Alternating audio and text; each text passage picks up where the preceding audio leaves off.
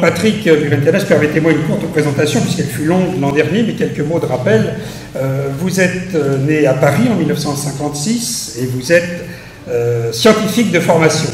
Vos différentes expériences professionnelles vous ont amené à vous interroger et à travailler sur l'origine et les fondements de la matière. Ces interrogations vous ont conduit sur une voie nouvelle dans un espace de connaissances traditionnelles dans lequel vous cheminez depuis plus de 25 années. Votre itinéraire vous a convaincu de la nécessité de transmettre le plus largement possible vos connaissances. Vous entretenez aussi des rapports étroits avec de grandes universités à l'étranger. Rappelons quelques-uns de vos succès littéraires, comme De la matière à la lumière au Mercure dauphinois, et aux éditions Trajectoire, Le Mont-Saint-Michel et Chartres. Et puis, comment ne pas évoquer la série à succès de 7 DVD, Le voyage alchimique de Bruxelles à Saint-Jacques-de-Compostelle, qui a été révélateur de l'intérêt suscité par une présentation moderne des valeurs et connaissances traditionnelles se rapportant au grand art, à l'alchimie. Mais votre présentation ne serait être complète si je ne rapportais pas votre récent investissement, votre récent projet qui a vu enfin le jour, qui s'appelle Le Collège, dont vous êtes le fondateur, donc fondateur de ce fonds de notation qui s'est doté d'une mission d'intérêt général à caractère culturel consistant à la conservation et à la transmission du patrimoine artisanal et culturel à travers les arts traditionnels. Il est destiné notamment à la création d'un musée des arts traditionnels, la mise en place d'une grande bibliothèque accessible avec des moyens d'accueil aux chercheurs et surtout à un très large public. Et puis aussi la mise en place d'un conservatoire de l'artisanat auquel participe, et ici les frères et les sœurs le connaissent très bien, l'enlumineur Jean-Luc Leguet. Alors, vous avez 45 minutes, 1 heure pour vous entretenir de l'alchimie, voie initiatique. Un débat, la parole circulera parmi l'assistance pour à peu près le même temps. Je dois signaler que notre grand maître a des impératifs ce soir et doit nous quitter à 21h. Et avant de vous laisser la parole, et quand on vous laisse la parole, c'est pour entendre aussi la langue des oiseaux, puisque l'an dernier, vous nous avez enchanté avec cette comptine Une souris verte. Alors ce soir, si tel est votre désir, peut-être vous allez nous enchanter avec un autre conte. Mais en tout cas, les questions que nous posons, c'est comment pourrait-on définir l'alchimie traditionnelle? Sur quoi reposent ces principes de base? Est-ce un art, une science, une technique? La pierre philosophale, est-ce une réalité? Est-ce un mythe? Peut-on expliquer tous les mystères de la nature par le grand œuvre? Et puis, en général, le mot alchimie nous ramène au Moyen-Âge, mais qu'en est-il aujourd'hui? Alors, la femme, l'homme, quand elle fait profane la démarche de rentrer dans un temple, elle y découvre certains symboles, mais ce qu'ils ne savent pas, bien souvent, c'est que tous ces symboles ramènent une origine très lointaine qui est l'alchimie.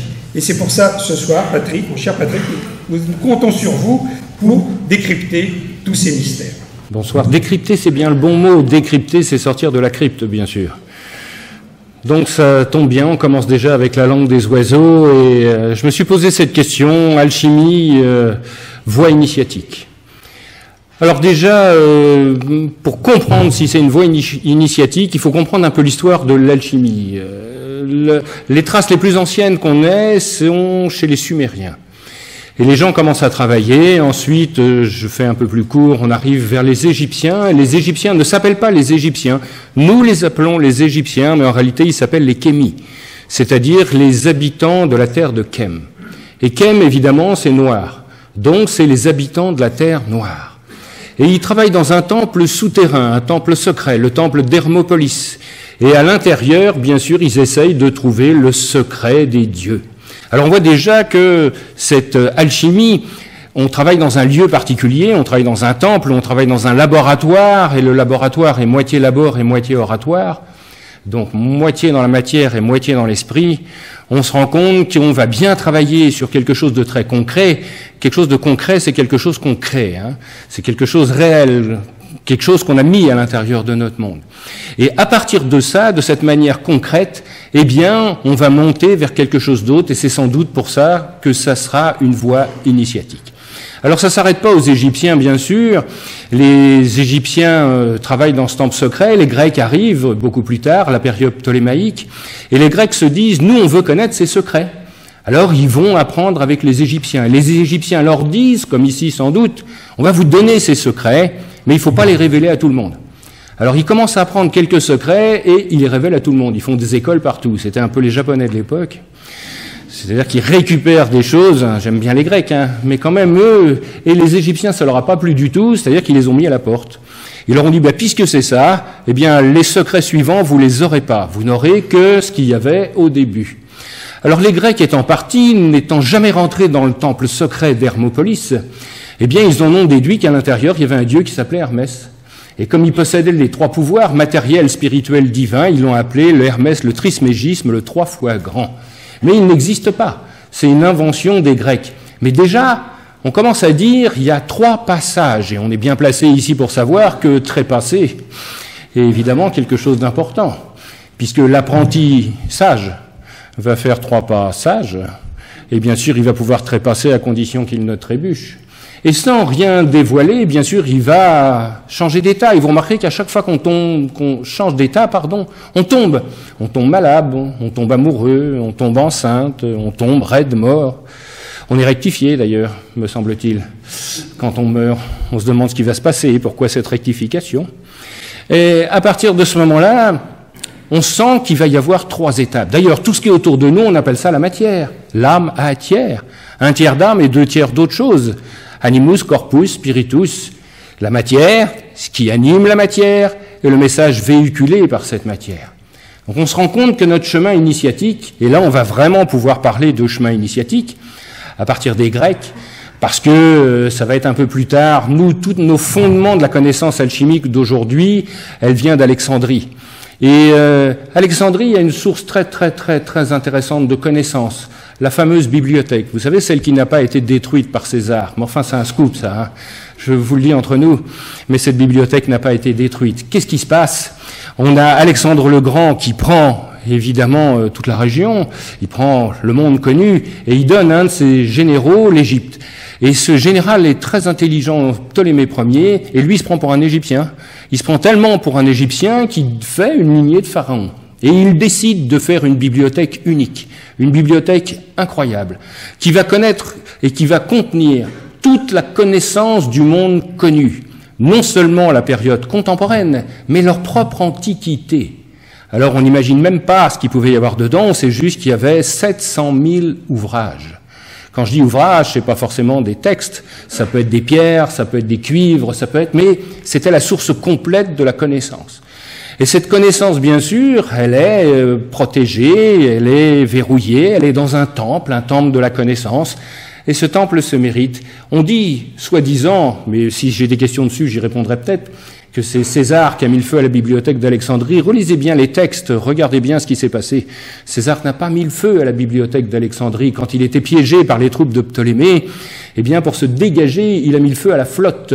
Mais il n'a pas mis le feu à la bibliothèque, pour la bonne raison que la bibliothèque n'était pas ouverte au public, mais que cette bibliothèque, elle était dans le palais royal, et que lui, il était piégé dans le palais royal, donc il n'avait aucune chance de mettre le feu à l'endroit où il était. D'autant plus que quelques siècles après, en moins 27, Strabon, qui passait par là, parle de la bibliothèque en disant absolument pas qu'elle a été détruite. Bref, tout ça pour nous dire qu'on a une source de connaissances. Et je dis bien de connaissance, pas seulement de savoir. Vous savez que dans la langue des oiseaux, savoir, c'est voir ça et rien d'autre, alors que connaître, c'est naître avec. Donc quelque chose d'expérimental, quelque chose de vivant qui va nous donner une clé. Et c'est là où on va parler de chemin initiatique. Qu'est-ce qu'on va chercher? On va chercher cette terre noire. Et au-dessus de cette terre noire, il y a une lumière particulière. Et la lumière, ce qui est au-dessus, c'est Hal. Et la terre noire, c'est Kem. Alors évidemment, ce qui est au-dessus de la terre devient Halkem, et bien sûr devient après alchemia, et ensuite devient le mot alchimie. Ce qui veut dire que cette alchimie, finalement, c'est juste la connaissance, la quête de ce qu'il y a au-dessus de la pierre. On pourrait dire, dans une voie christique ou chrétienne, eh bien, ce sera la quête du Graal, finalement. D'ailleurs, on a la même racine, entendez le Graal, la racine Gal, qui veut dire pierre. À chaque fois qu'on aura le guimel et le lamed, ces deux lettres hébraïques, qui veulent dire à la fois quelque chose qui roule et quelque chose qui roule jusqu'à la fin, eh bien, on aura cette quête. Et c'est pour ça que cette quête, ce chemin initiatique, un chemin initiatique, vous savez, c'est quelque chose qu'on débute, c'est pas quelque chose qu'on finit. Initier quelque chose, c'est le commencer, c'est pas le finir. Et on pourrait se poser la question de savoir si nous suivons un chemin vers la lumière ou si nous suivons un chemin de lumière, ce qui ne serait pas tout à fait la même chose. Et pour commencer ce chemin, bien sûr, nous tous, on lève le talon, on lève le pied, on décolle du sol pour faire 3 passages. Et quand on décolle du sol, on va bouger un os dans le pied. Et cet os, il s'appelle l'astragale, moitié astre et moitié gale, moitié pierre et moitié lumière. Et à la fin du pèlerinage, bien sûr, à la fin du chemin, on arrivera à Compostela, les étoiles dans le compost, démarrer en levant le talon pour chercher la lumière, finir le chemin en la trouvant à l'endroit où les étoiles sont tombées à l'intérieur de la Terre. Là est le chemin de l'alchimiste. Alors évidemment, si je reprends cette voie christique, eh bien, il y a une voie christique, ce sera le Christos, et le Christos, c'est lui qui laisse passer la lumière sans résistance. Et bien sûr, ce Christos, souvenez-vous des 3 rois mages, il y en a un noir, un blanc et un rouge. Et ces 3 rois mages suivent une étoile à 5 branches. Et à la verticale de cette étoile à 5 branches, dans une grotte, ils trouvent un Christos. Alors forcément, ça nous rappelle quelque chose. Vous n'êtes pas sans savoir que pour faire le grand œuvre, il faut 3 étapes, puisqu'on va faire 3 passages. La première étape, c'est la décomposition de la matière, pour que séparer le subtil de l'épais, lentement, avec grande industrie. Si on veut faire rentrer la lumière dans un corps, il faut d'abord que ce corps soit transparent. Transparent, ça veut dire qu'il traverse les apparences. Vous remarquerez, quand on arrive dans ce monde, on apparaît. Quand on quitte ce monde, on disparaît. Donc on ne fait que paraître. Et la clé, c'est on est quand. Et peut-être que la quête, c'est la quête de l'être. Et cet être, est-ce qu'il est ici? Est-ce qu'il est à l'intérieur de ce temple? Ou est-ce qu'il est caché ailleurs? Vous remarquerez, sans rien dévoiler, mais je sais qu'il y a quelques maçons ici, eh bien, vous remarquerez qu'on n'ouvre que quand tout est fermé. Et la question, c'est, mais on ouvre où, puisque tout est fermé? Alors pour l'alchimiste, il dit que nous habitons, nous vivons dans une grotte, on vit à l'intérieur d'une bulle, la matière est une bulle, et la lumière est à l'extérieur. Alors finalement, le but de l'alchimie, c'est de faire un trou dans la bulle pour trouver la lumière qui est derrière. D'ailleurs, ne dit-on pas persévérer, percez et vous verrez? Et la question, c'est percer quoi? Pour voir quoi? Si à l'extérieur est la lumière et que cette lumière s'est transmutée pour faire ce qu'on appelle la matière, eh bien, il va falloir remonter à la source et donc percer ce trou pour voir ce qu'il y a de l'autre côté.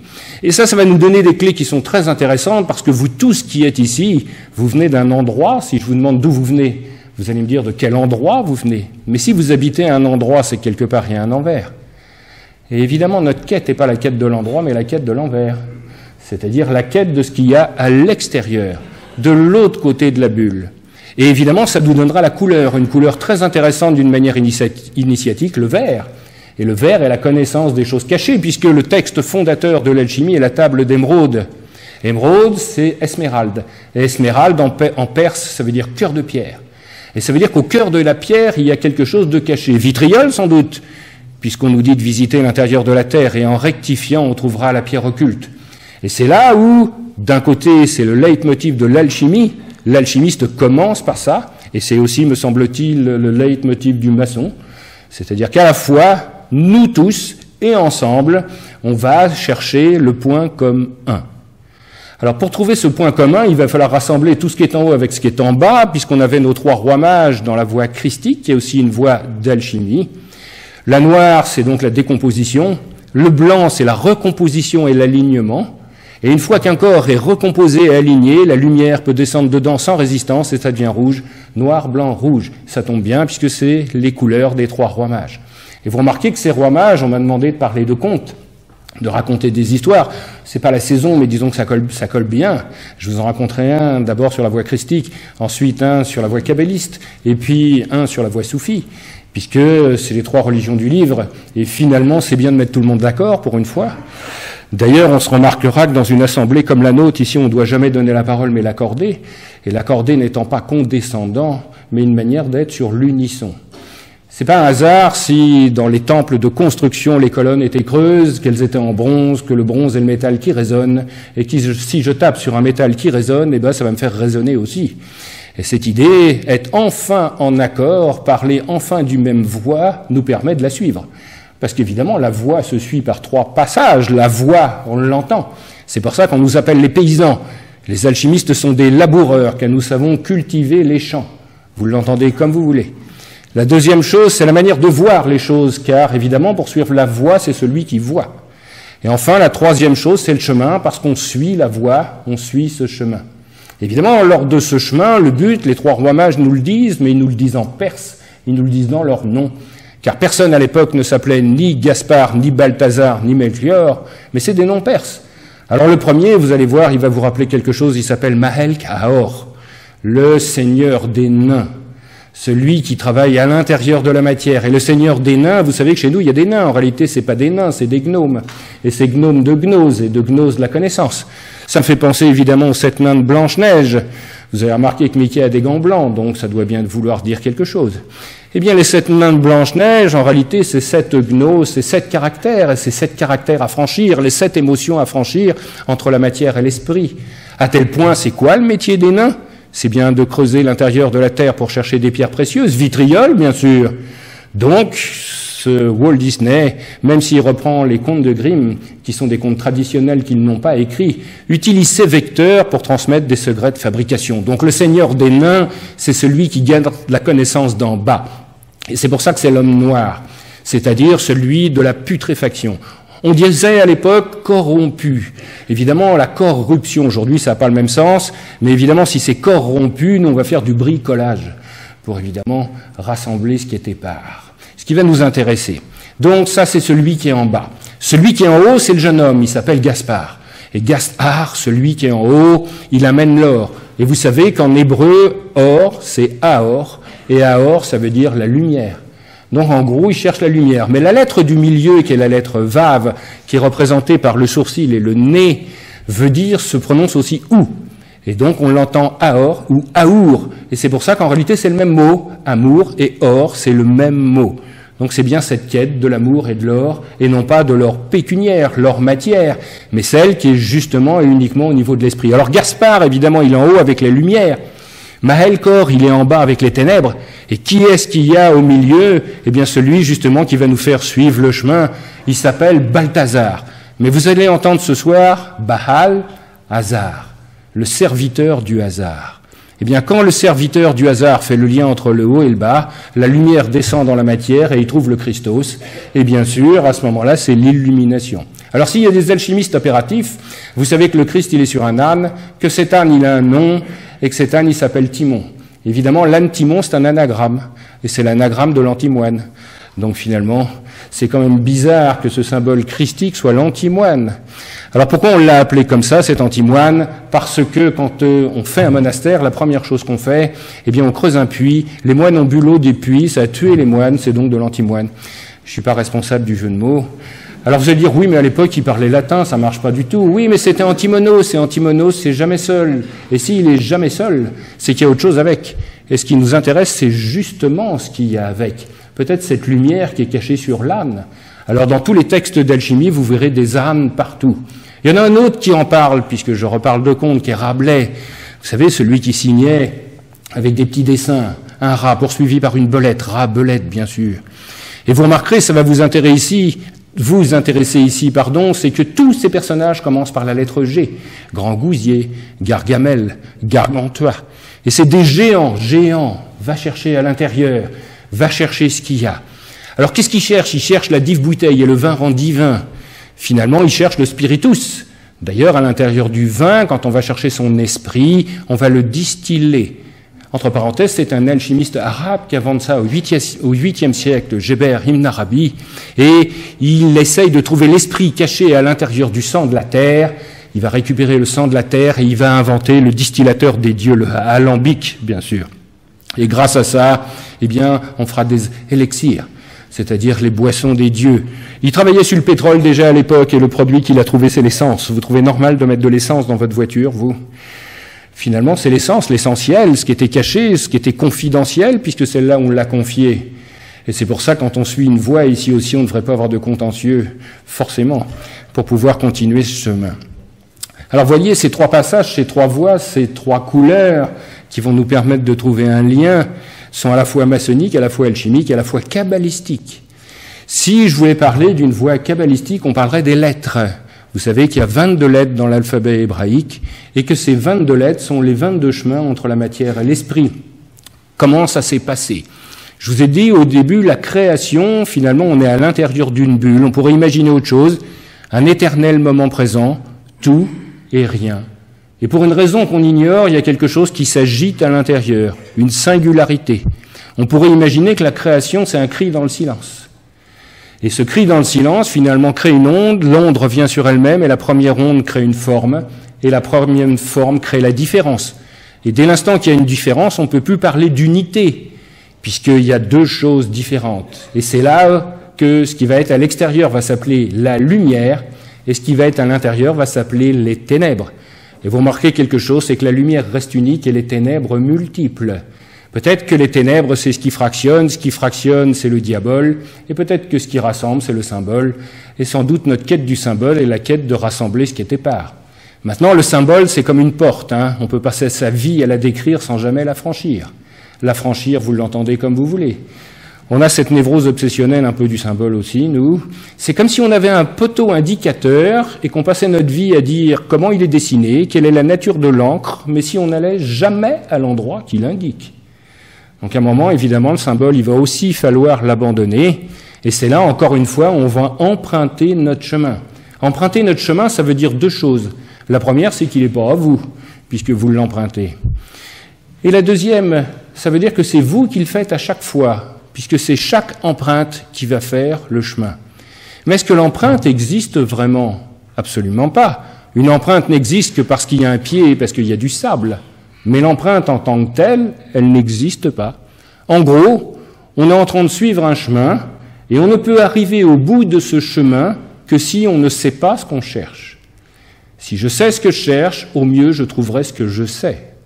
Mais si je ne sais pas ce que je cherche, alors évidemment, là, je vais aller sans doute dans un premier temps au hasard, je vais errer, et errer finalement, c'est peut-être la quête du chevalier errant, et ce chevalier errant, d'ailleurs ce que je vous dis ce soir est cohérent, bien sûr, ça veut dire qu'on erre tous ensemble et que c'est rassurant, mais ça veut dire qu'à partir de là, on erre sur le même bateau, sur le même vaisseau, j'oserais dire, puisqu'on est des alchimistes, et seul le maître peut conduire le vaisseau à bon port. Lors de cette première création, de cette première musique, de ce premier son, on dit il y eut un début, il y eut une fin. C'est-à-dire que le temps commence à être créé. Et on dit il sépara la lumière des ténèbres. Et on rajoute et il vit que c'était bien. C'est pas du tout ce qu'il a dit. Vous vous rendez compte, ce Dieu, vaniteux quand même, il fait un truc super, il regarde, puis il fait c'est cool ce que j'ai fait. Donc il n'y a aucune chance que ça soit ça. Il a dit Kitov. Et Kitov, ça veut juste dire waouh. Et peut-être que tout notre chemin, c'est la capacité de refaire « waouh », c'est-à-dire retrouver notre faculté d'émerveillement. Alors cette vibration initiale, c'est la première lettre de l'alphabet hébraïque, le Aleph, et c'est la première lettre du mot « amour ». Ça commence par cette première lettre. Alors, je n'ai pas le temps de vous parler de toutes les lettres, mais il y a des choses qui sont intéressantes. Il y a 3 lettres mères, le Aleph, le Mem et le Shin. Le Aleph, il ressemble à un X, c'est le sel, c'est-à-dire l'équilibre. Le Mem, c'est une lettre ronde, c'est la mer, c'est la création, c'est le mercure, c'est ce qui absorbe les choses. À certains endroits, c'est quand on est au nord. Parce qu'au nord, c'est là où on est là pour absorber. Et celui qui parle n'écoute pas. Donc évidemment, pour absorber, on ne demande qu'une seule chose, tais-toi. Tais-toi, bien sûr. Il faut être immobile, silencieux et aligné. Et bien sûr, nous n'appellerons pas ça le nord, nous appellerons ça le septentrion. 7 en 3, en 1. Par 7 étapes et 3 passages, tu trouveras l'unité. Et cette unité, c'était ce qui est au début, puisqu'on est tous univers. Et évidemment, univers où, vous l'entendez comme vous voulez, vous remarquerez qu'on a toujours la couleur, mais que ça va dépendre de où on regarde. Si je regarde vers l'intérieur de la bulle, c'est vers où? Si je regarde vers l'extérieur de la bulle, c'est ouvert. Et vous remarquerez que ce ver, dans tous les textes, je pensais à Goethe, qui fait le serpent vert, je pensais le nombre de dragons verts que vous avez dans les textes, je pensais au lion vert des alchimistes. Mais le lion vert, qu'est-ce que ça veut dire? C'est, est-ce qu'on lit ou est-ce qu'on relit? Est-ce que le lion lit avec ses yeux ou est-ce qu'il lit avec ses pattes? Est-ce que finalement cet animal est là pour rassembler ce qui est épars ou nous montrer une direction? Alors vous voyez, on est déjà ici sur un chemin initiatique. On n'a pas besoin de se mettre encore au creuset. Même si le creuset est à la croisée, et même si les lettres du creuset font XP, puisque c'est creux, et que c'est la même lettre qui nous dit « va chercher au centre des choses et tu trouveras la lumière », et ce qui vous donnera la clé ce soir du carré magique. Vous connaissez tous le carré magique, vous savez, celui qui est marqué Sator, Arepo, Téné, Opéra, Rota. C'est un carré magique parce que ça se lit dans tous les sens. Eh bien, vous pourrez constater, si je tiens compte de ce qui est marqué, le Sator au début, ça veut dire la charrue. Et la charrue, c'est ce qui ouvre le sol, c'est ce qui ouvre la matière pour voir ce qui est derrière. Le Arepo, c'est le paysan, c'est-à-dire celui qui sait travailler avec le bon outil. C'est aussi le forgeron. Et le forgeron, c'est pas n'importe qui, parce que c'est celui qui est fort. Forge, c'est-à-dire c'est celui qui est fort à l'intérieur. Et si vous regardez avec quelle lettre est fait son nom, F-O-R-T, le feu, l'eau, l'air et la terre. Les 4 éléments sont à l'intérieur du mot fort. Alors évidemment, je le fais qu'en français ici. Si j'ai des questions, on pourrait s'amuser à le faire dans toutes les langues, bien sûr. Hein. Mais pour des commodités, rassurez-vous, ça marche dans toutes les langues. Hein. Alors ce forgeron, bien sûr, qu'est-ce qu'il fait? Il va faire une épée, et cette épée, il va la mettre dans un état très particulier de la matière, où elle est fluide et pourtant solide. C'est-à-dire que la lame est rouge, on la met sur une enclume, cette enclume, elle est moitié mâle, moitié femelle, et grâce à son marteau, son merlin peut-être, allez savoir, eh bien, il va taper, pas sur la lame, mais sur l'enclume. Après, il va taper sur la lame. Mais ça veut dire que la première chose qui va se manifester, c'est un son. Et finalement, c'est le son qui va rectifier la lame. Imaginez un son à l'intérieur d'une matière molle. Eh bien, c'est sûr que ce son va rectifier la lame. Alors, évidemment, après, cette épée, elle est enchantée. Forcément. Puisque c'est un son, une vibration, une musique qui a fait cette lame. Alors cette lame, bien sûr, cette manière d'enchanter, cette manière de travailler, ce forgeron qui travaille à l'intérieur de la matière, eh bien on va retrouver ça aussi à l'intérieur de nos quêtes et à l'intérieur de nos lettres. Donc sans rentrer dans les détails, je reviens un petit peu en arrière à travers les lettres, vous verrez qu'il y a des choses intéressantes. Lors de la création, la première lettre, elle explose, le Aleph explose, et un Yod descend, la 10e lettre de l'alphabet, et un Shin descend tout en bas. Le Shin descend à l'intérieur de la matière et il fera le Shema, le Shem, c'est-à-dire l'action masculine de Dieu, l'action, et le Yod, la 10e lettre, c'est une petite flamme, une espèce d'épée, j'oserais dire, peut-être flamboyante, ou une petite lumière qui vient d'en haut, alors que trois sont sur le sol et une descend, ce qui vous rappellera peut-être quelque chose. Alors évidemment, celui qui est au milieu, c'est Michael, celui comme Dieu, c'est-à-dire celui qui a la capacité de relier le haut et le bas. Et c'est bien ce qui se passe, parce que s'il tend la main au dragon, et le dragon, c'est bien la matière première, la première matière, puisque c'est lui qui a chu. Vous savez, cet ange déchu qui a chu et qui est tombé à l'intérieur de la matière, qui s'est coagulé. Eh bien, que fait Michael? Il tend la main au dragon, finalement. Que fait l'épée? Que fait l'étoile? Elle tend la main à l'intérieur de la matière. Et le dragon, il a deux possibilités. La première, il accepte. S'il accepte, alors il ouvre sa peau, il persévère. Et s'il persévère, il s'ouvre. Et le feu d'en haut rejoint le feu d'en bas. Le Yod rejoint le Shin. Le Aleph est recréé et la création est terminée. Par contre, s'il refuse, eh bien la lumière appuie sur la matière. Et évidemment, le dragon est terrassé. On ne tue jamais un dragon, on le terrasse. C'est-à-dire qu'on le met à l'intérieur de la terre. Et évidemment, à partir de ce moment-là, il est à l'intérieur de ses peurs. C'est pour ça qu'il est terrifiant. Et c'est pour ça qu'il est terrifié. Et on sait quoi faire sur un chemin initiatique. La première chose, cesser d'avoir peur. Et si je n'ai plus peur, alors je pourrais franchir le seuil. Je pourrais rentrer dans le temple invisible, parce qu'il y en a un qui est visible ici. Mais on ne peut pas imaginer une seconde que des initiés travaillent ici. Ils travaillent sans doute à l'envers, et pas à l'endroit. Et peut-être que tout notre travail maçonnique, finalement, ou tout le travail de la quête, eh bien, c'est de passer du temple à l'endroit au temple à l'envers. Sans rien dévoiler, mais je ne peux pas faire autrement que parler un peu de ça ici. Vous remarquerez que quand on rentre à l'intérieur d'un temple, on ne mesure plus le temps de la même manière. Et quand on en sort, on redonne le temps vulgaire. Ça veut dire qu'on n'est plus dans le même espace-temps. Et ce temple invisible, il existe, et vous le percevez une seule fois. Sans rien dévoiler, eh bien, on a des impressions après d'initiation, quand les gens ont vécu quelque chose. Vous n'avez pas remarqué que les gens disent toujours la même chose?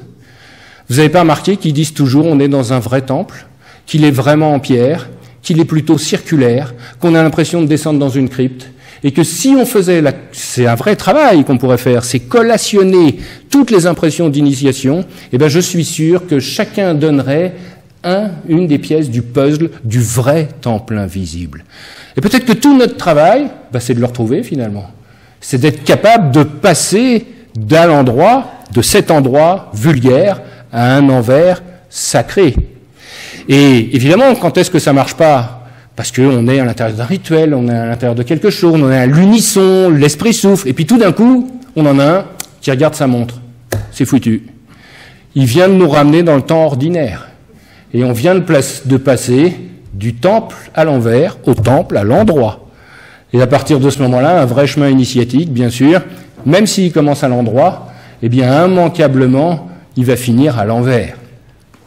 Alors, il y a un parallèle très étroit, vous l'entendez comme vous voulez, puisqu'on dit que le chemin est étroit, et que, sans entrer plus en détail avec les lettres hébraïques, une autre histoire, celle des chevaliers de la table ronde, ça me permet de jouer un peu avec la langue des oiseaux en anglais.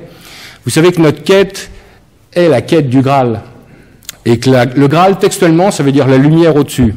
Et avant Chrétien de Troyes, le Graal, c'est pas une coupe, c'est une pierre. Donc la quête est la quête de la pierre et pas la quête de la coupe. Et on peut dire que cette pierre, eh bien, on va aller la chercher. Alors quand on va dire en anglais à quelqu'un « réveille-toi », le matin, vous allez lui dire « wake up ». Et ce soir, vous allez entendre « wake up », le chemin de la coupe. Si ça, c'est pas la quête du Graal. Surtout si le soir, on lui a dit « sois un bon chevalier », « good night », vous l'entendez comme vous voulez. Le soir, on lui dit « c'est un bon chevalier », on laisse passer la nuit dessus, et on finit avec la quête de la coupe. Ben évidemment, puis tout est dit, je veux dire, vous n'êtes pas là, c'est nobody, non ? Donc finalement, on sait que c'est que le corps qui va être dans ce voyage. Et puis, la beauté n'est vraie que si elle est complète, beautiful bien sûr. Donc on sait ce qu'on cherche et notre quête est la quête de l'unité et c'est pour ça qu'on est tous univers. Alors pour les alchimistes opératifs, on rajoutera quelque chose, puisque le ver est la connaissance des choses cachées, vous êtes donc universel, que vous entendrez peut-être le sel vert qui unit. Et peut-être qu'il y a un vrai sel vert à trouver et qui va rassembler ce qui est épars. Alors, lors de cette quête, on va avoir une illumination et aucun homme ne peut donner une initiation. Par contre, on peut se mettre dans l'état où on peut la recevoir. Et pour recevoir l'illumination, dans la voie alchimique, mais aussi dans la voie maçonnique, il faut 3 conditions. Il faut que le corps soit immobile, silencieux et aligné. Immobile, pourquoi? Parce que dans un corps agité, l'information ne circule pas. Vous remarquerez qu'un supraconducteur, si vous voulez faire passer du courant dedans, il faut le refroidir. Et le refroidir, finalement, c'est le rendre immobile. Donc, il faut qu'on apprenne ici à être immobile. Et c'est sans doute pour ça qu'à un certain moment, on dit « ne bouge pas ». Silencieux, pourquoi? Parce que celui qui parle n'écoute pas. Et nous, on veut tous remplir une coupe. Mais le problème, c'est qu'on est rentré déjà avec une coupe pleine. Et le premier travail, ce ne sera pas de remplir la coupe, mais de la vider. Et quand on suit un chemin initiatique, la première question qu'on doit se poser, c'est pas qu'est-ce qu'on est prêt à prendre, c'est qu'est-ce qu'on est prêt à perdre. Et la réponse, c'est tout, même la forme. Il est dit, puisque j'étais sur l'hébreu, à l'extérieur de l'arbre des séphirotes, Aïn, Sof, Aour, et ce qui veut dire textuellement, la lumière est la non-forme. Donc tout ce qui a une forme n'est pas lumière. Par conséquent, il va falloir perdre tout, la forme y compris. On n'a aucune chance de trouver l'unité en gardant l'individualité. Moi, je veux bien rentrer dans la lumière en continuant à penser comme moi. Il n'y a aucune chance, puisque moi n'existe pas. Nous sommes que des plis sur une nappe. Chaque pli imagine qu'il existe en tant que tel. Mais la seule chose qui existe, c'est la nappe. Et la différence entre les plis et la nappe, c'est le mouvement. Et si je veux retrouver cette nappe universelle, il va falloir que j'élimine l'agitation. Le mouvement, c'est dit dans le premier nom de l'homme. Le premier nom de l'homme, Adam. Aleph et Dam. Aleph, on a vu, c'est ce mince filet de lumière. Dam, derrière, ça veut dire le sang ou la terre. Et le sang, c'est les mots. Et les mots, l'émotion. Donc Adam, on l'appelle l'homme rouge, qu'on pourrait traduire par l'émotion de Dieu, son agitation. Ben, c'est simple, vous voulez retrouver le Aleph, il faut perdre le Dam. Perdez votre agitation et vous retrouverez cette immobilité. D'ailleurs, si Dieu est un, il est forcément immobile, parce que pour bouger, il faut au moins être deux. Donc ça veut dire que si je suis dans chaque chose et chaque chose est en moi, je suis forcément immobile. Dieu est très mauvais en mathématiques, il ne sait compter que jusqu'à 1. Au début, c'est l'inconnu, et à la fin du chemin, c'est l'inconnu. Et c'est sans doute là que va se terminer notre quête. Pour bien suivre une quête, et je terminerai temporairement dessus, il faut les deux natures. Ces deux natures, bien sûr, soufre et mercure, on les entend en hébreu dans ces deux lettres, le shin et le mem. Eh bien, celui qui guide, c'est celui qui a les deux natures, mem, shin, Moïse, Moïse. C'est pour ça qu'il s'appelle Moïse, parce que ça veut dire celui qui contient les deux natures. Et quand ces deux natures reçoivent la lumière, c'est-à-dire un chandelier à 3 branches finalement, c'est-à-dire un autre shin, le shin, mem, shin du Moïse veut dire shemesh. Et Shemesh, ça veut dire le soleil. Ça veut donc dire que quand Moïse a conduit son chemin, qu'il a trouvé la voie du milieu, par 3 passages et 7 épreuves, il a reçu la lumière, et en recevant la lumière, il est devenu le soleil.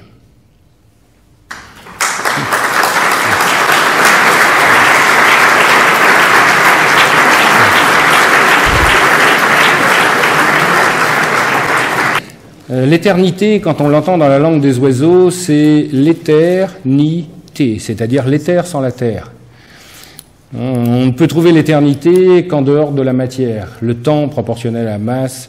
Et il y a quelque chose dont je n'ai pas parlé, j'y ai pensé vaguement tout à l'heure en disant on va recevoir la lumière, c'est Saint Christophe. Saint Christophe, c'est le chrysophore, ça veut dire celui qui porte la lumière, et ça nous donne une clé très importante, à la fois d'un point de vue alchimique et à la fois d'un point de vue métaphysique. Bon, c'est une histoire, après chacun croit en ce qu'il veut, hein. J'ai coutume de dire, je suis pas croyant, Dieu merci, et j'ai dans j'écris même dans des ouvrages religieux maintenant, vous voyez à quel point, j'ai un curé qui a écrit sur moi en disant, ça y est, il a avancé, il a trouvé Dieu, donc j'espère que... Et c'est vrai, avant il fut un temps, quand on me parlait de ces choses-là, je disais non, ça n'existe pas. Et j'ai fait un pas, aujourd'hui j'ai dit je ne sais pas. Donc, j'ai pas de réponse aujourd'hui, je peux pas m'étaler un petit peu là-dessus, sur l'impermanence des choses, sur la destinée, sur... on imagine, nous, justement, dans un chemin initiatique, que finalement tout est écrit, qu'on vient de très loin. C'est possible, mais le contraire aussi. Je donnerai juste le seul exemple, c'est une rivière qui porte du bois flotté, et puis ce bois, il y a un étranglement à un endroit, et tous les morceaux de bois se retrouvent les uns à côté des autres, et chaque morceau dit à son voisin, mais c'est incroyable, tout mon destin m'a conduit jusqu'ici. Et l'autre bout de bois qui va être à côté, il dit, mais c'est incroyable, moi aussi, ce qui prouve bien qu'il y a une prédestination, mais ça se trouve, la rivière n'a pas la moindre idée qu'il y a du bois dessus. Donc, j'ai pas de réponse. On a des facilités de corréler a posteriori. Vous savez que quand vous voulez acheter une voiture, vous en voyez partout. Ça veut pas dire qu'il y en a plus. On a une faculté de corréler avec les signes du monde. On est tous en train de passer un examen, et en sortant, on veut savoir si on l'a ou on l'a pas. Alors on se colle devant le premier feu rouge et on dit, s'il passe au vert dans les 4 secondes, je l'ai. Qui ne l'a pas fait? Ça veut donc dire, 1, que le feu rouge connaît le résultat de l'examen, quand même. 2, qu'il a envie de me le communiquer. Donc évidemment, tout ça, c'est un peu irrationnel, mais je pense que dans ce temple invisible dont je parlais tout à l'heure, de l'autre côté du miroir, justement, peut-être que la réalité n'est pas la même, et peut-être que le feu rouge connaît effectivement le résultat de l'examen. On dit que quand on travaille dans un laboratoire, c'est une espèce d'extraterritorialité. On est dans une bulle de causalité, c'est-à-dire que les causes et les effets sont différents qu'à l'extérieur. Et on peut dire que quand on est dans une bulle, comme notre monde, plus on est loin de la peau de la bulle, plus on est dans les causes et les effets. Plus on est proche de la peau de la bulle, voire quand on l'a percée, on est dans des effets sans cause. Et évidemment, pour expliquer ça, je vous laisse la parole cette fois. Il y avait une question qui est un peu dans l'air, là, c'est l'alchimie n'est pas une technique, ça s'appelle le grand art. Donc c'est pas mesurable, c'est pas quantifiable, et ça dépend de l'expérimentateur. Alors que la technique, non. On est dans l'art, on est des rêveurs, on est des poètes. Hein.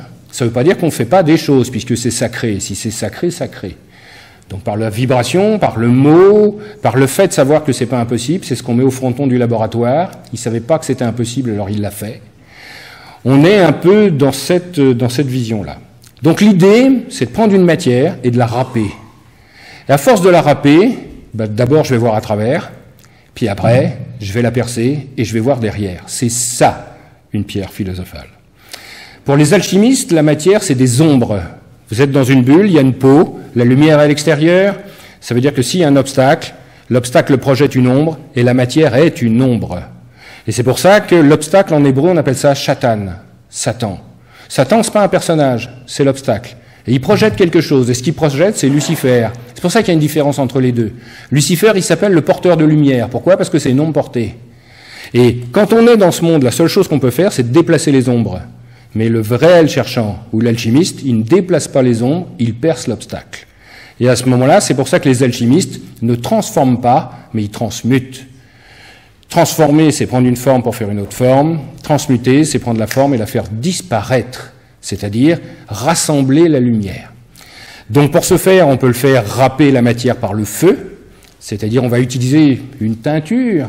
C'est pour ça qu'on dit la pierre, il faut la teindre, on l'entend comme on veut, et cette teinture va être faite par le feu, voix sèche. Plutôt une voix masculine, plutôt une voix d'expression, où on va dire, si je dis ici, il va y avoir des foyers, ça va brûler, ça va sentir mauvais, on va couler, c'est brûlant, il y a tous les hommes qui font « waouh », puis toutes les femmes font « bon ». Ça ne veut pas dire que ce n'est pas interchangeable, je parle de l'énergie. Si je parle de voie humide, c'est la décomposition par l'eau, par des fluides. C'est-à-dire comment je vais décomposer la matière par l'eau, c'est ce qu'on appelle le lion vert des alchimistes. Eh bien, lentement, avec grande industrie, en décomposant avec un acide, par exemple, ou avec de la rosée, de l'eau, que je vais mettre à l'intérieur d'un ballon. La chaleur sera seulement celle des mains, et ça va durer quelques mois. Alors c'est une voie beaucoup plus féminine. Imaginez, vous mettez les mains sur votre métal, il y a des vapeurs qui apparaissent à l'intérieur, des odeurs d'ailleurs, parce que la beauté, c'est pas seulement un point de vue. Ça s'entend aussi, ça peut être un son, mais ça peut être une odeur, c'est ce qu'on appelle l'odeur de sainteté. Ça, c'est donc les deux voies, c'est-à-dire quand un corps est rectifié, il est beau, il est bon, il sent bon, il fait une belle musique. C'est la même chose, nous sommes imparfaits, donc nous sommes obligés d'avoir des fenêtres de perception séparées, mais en réalité, la perception n'est qu'un. Nous, on a des points de vue différents. D'ailleurs, à tel point, quand cette perception est unique, on appelle ça le bonheur. Le bonheur, c'est à la bonne heure. La bonne heure, c'est au moment présent. Ça veut dire que je suis dans chaque chose et chaque chose est en moi. Mais comme je suis dans une perception totale, eh bien, je ne peux pas le définir, forcément. La seule manière d'en parler, c'est d'en sortir. Mais quand j'en sors, je peux donner qu'un point de vue. Quand vous êtes dans cet état de bonheur, tout est à sa place, vous aussi, mais vous ne savez pas pourquoi. Et si vous vous posez la question de savoir pourquoi, vous ne l'êtes plus. C'est deux outils différents. Un qui est mental, qui est chronologique, la logique du temps, et l'autre qui est le cœur, qui est instantané. Donc, et nous, notre quête est la quête de l'unité. Donc, on ne peut pas trouver l'unité avec un outil chronologique.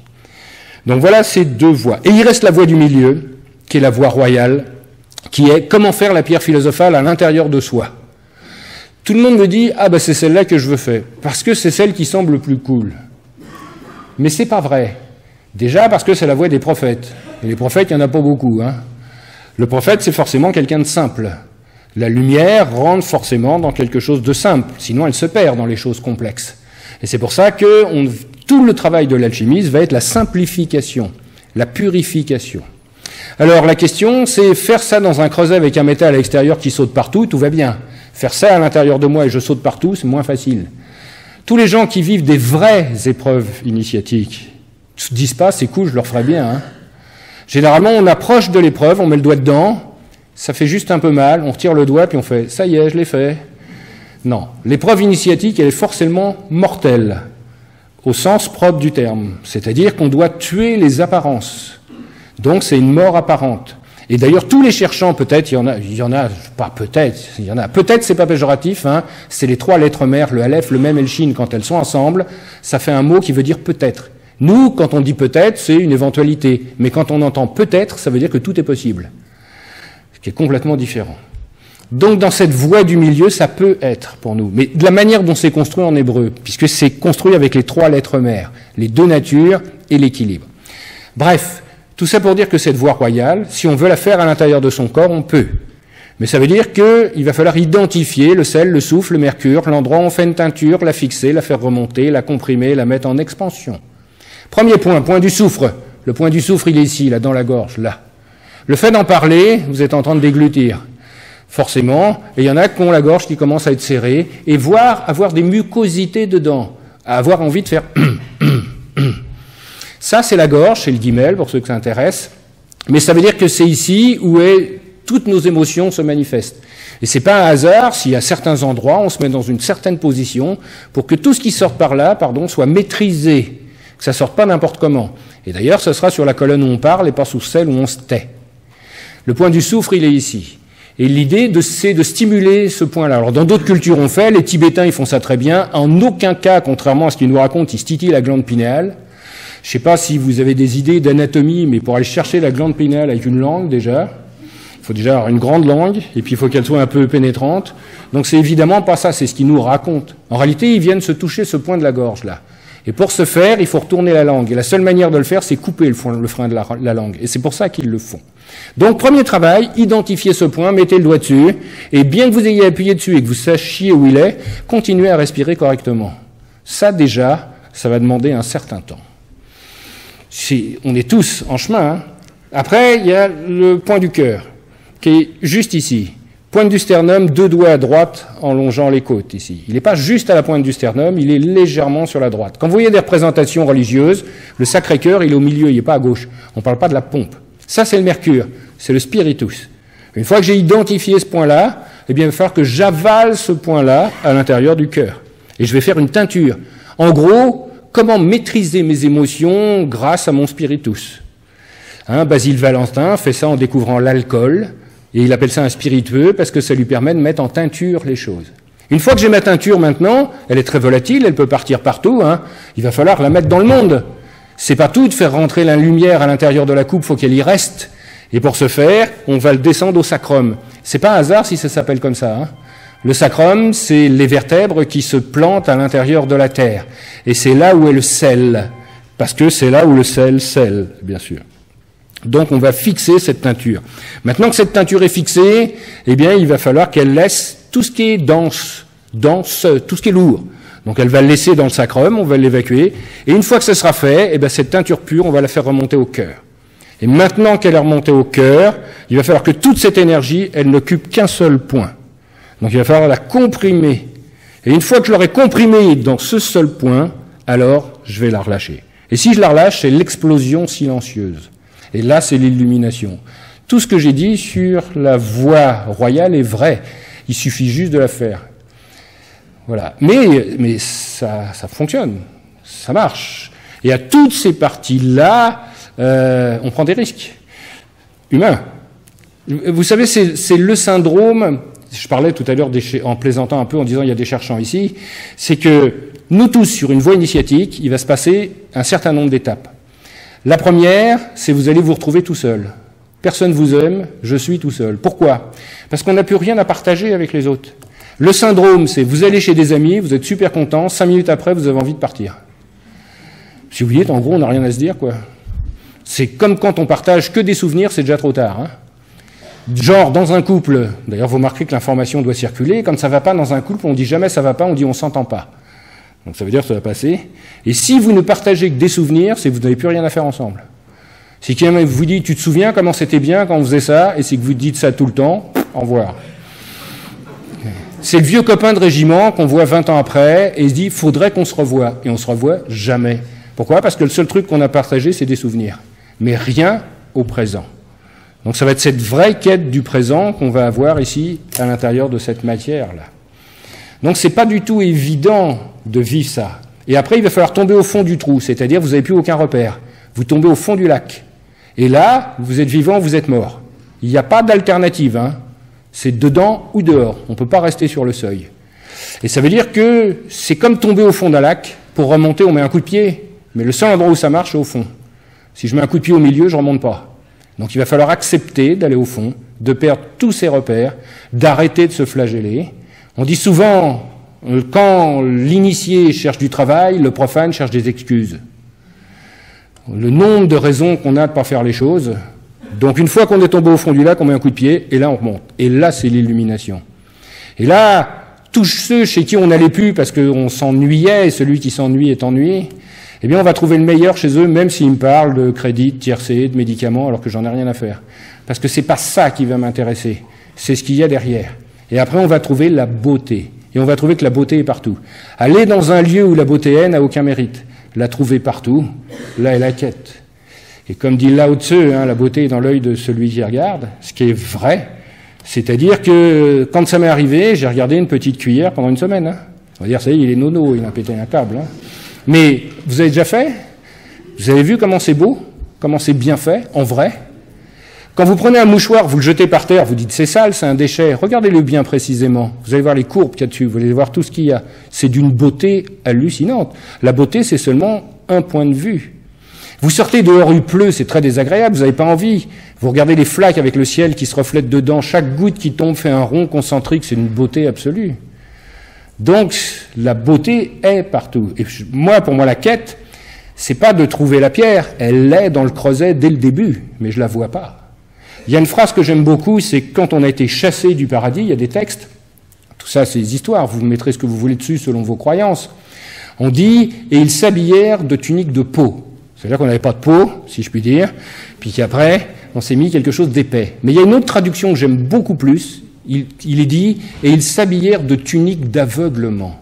Finalement, perdre le paradis, c'est ne plus voir. Et c'est pour ça que le mot amour, regardez comment il est constitué ce mot amour, Aleph, le Vav, sourcil et le nez, qui est l'œil, accroché du regard, et le Resh, qui est la même lettre mais plus grande, qui représente le regard en haut du corps. Donc ça veut dire quoi, amour?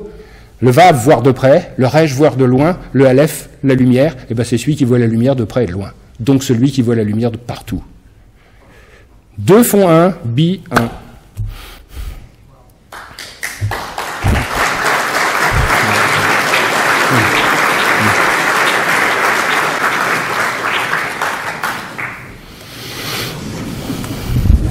Bonsoir. Je m'appelle Michel Angoverter, après Flavien qui veut dire Michel, un second Michel.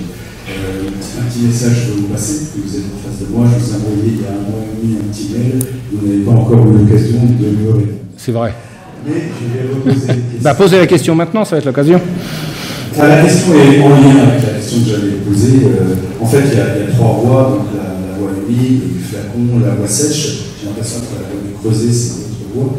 Et puis la voie des adeptes.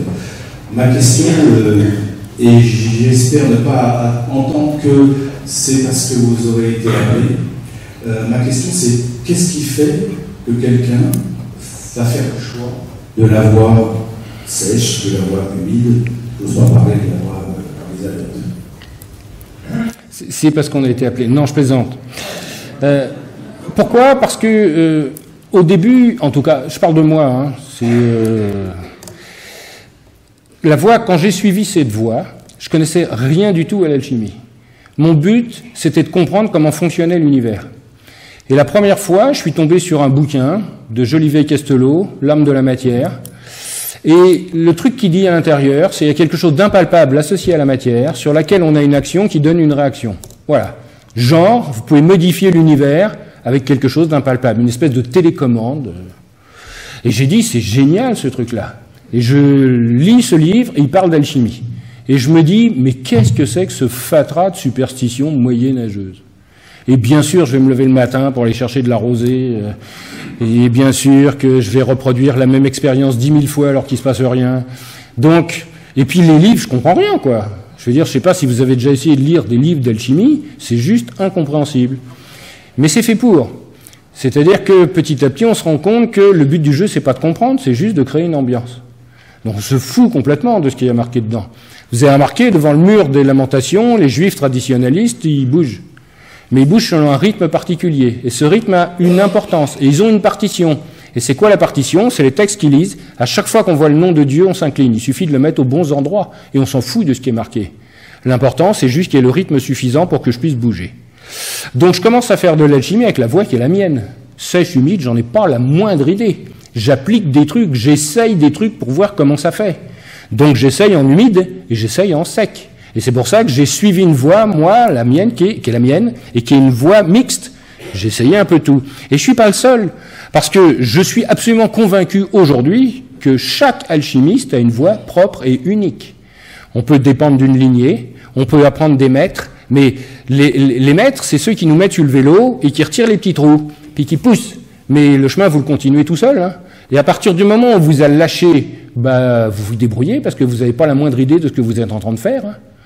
On a des idées, et à chaque fois qu'on a des prérequis et des idées, on se plante. Parce qu'on ne sait pas ce qu'on va trouver. Vous travaillez avec... J'ai parlé de l'antimoine tout à l'heure. J'ai pas dit que c'était la matière de l'œuvre. J'ai pas dit le contraire non plus. Mais ce que je peux dire, c'est que c'est le hors-d'œuvre. Ça, c'est sûr. Et la première opération qu'on va faire avec, c'est faites-moi une étoile à 5 branches avec ça. C'est-à-dire le mode de cristallisation du métal, il faut juste qu'il y ait une étoile dessus. Et vous vous débrouillez comme vous voulez. Qu'on les décomposait avec de l'eau, qu'on les brûlait, on s'en fout. Moi, ce que je veux, c'est qu'à la fin, il y ait une étoile. La manière dont vous êtes arrivé, on s'en fout.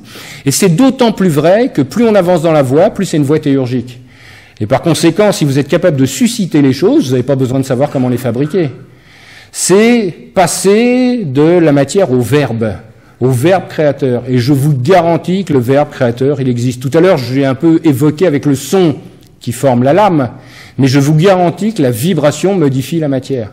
Et par conséquent, si j'ai la bonne chanson, eh ben, je dois être capable, finalement, de déplacer les choses, de changer leur nature, on se dit, vous savez, j'ai pas parlé des soufis tout à l'heure, mais ils font une expérience, ils se mettent autour d'une pierre qui fait 15 tonnes, ils se mettent à chanter autour, ils sont 10, puis à un moment, ils mettent chacun un doigt dessus, puis ils lèvent la pierre.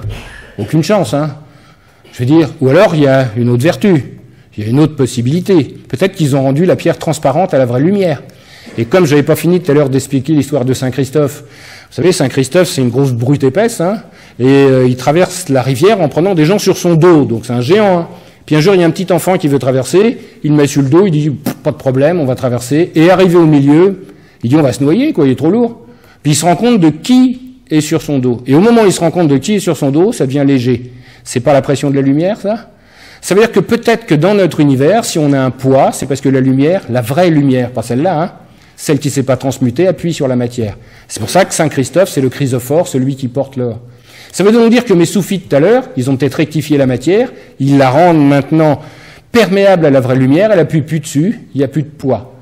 Donc ça veut dire que un état d'esprit, une musique, je veux déplacer une pierre, la pierre qui est lourde, comme on l'a vu tout à l'heure, on se demande, mais comment on va faire? Eh ben, avec une pichenette, on peut le faire.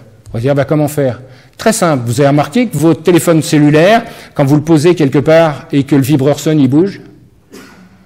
Ça veut dire que si ça marche pour votre vibreur, pourquoi ça marcherait pas pour une pierre? Si je trouve la bonne vibration, la pierre, elle bouge, puisque votre vibreur bouge, fait bouger.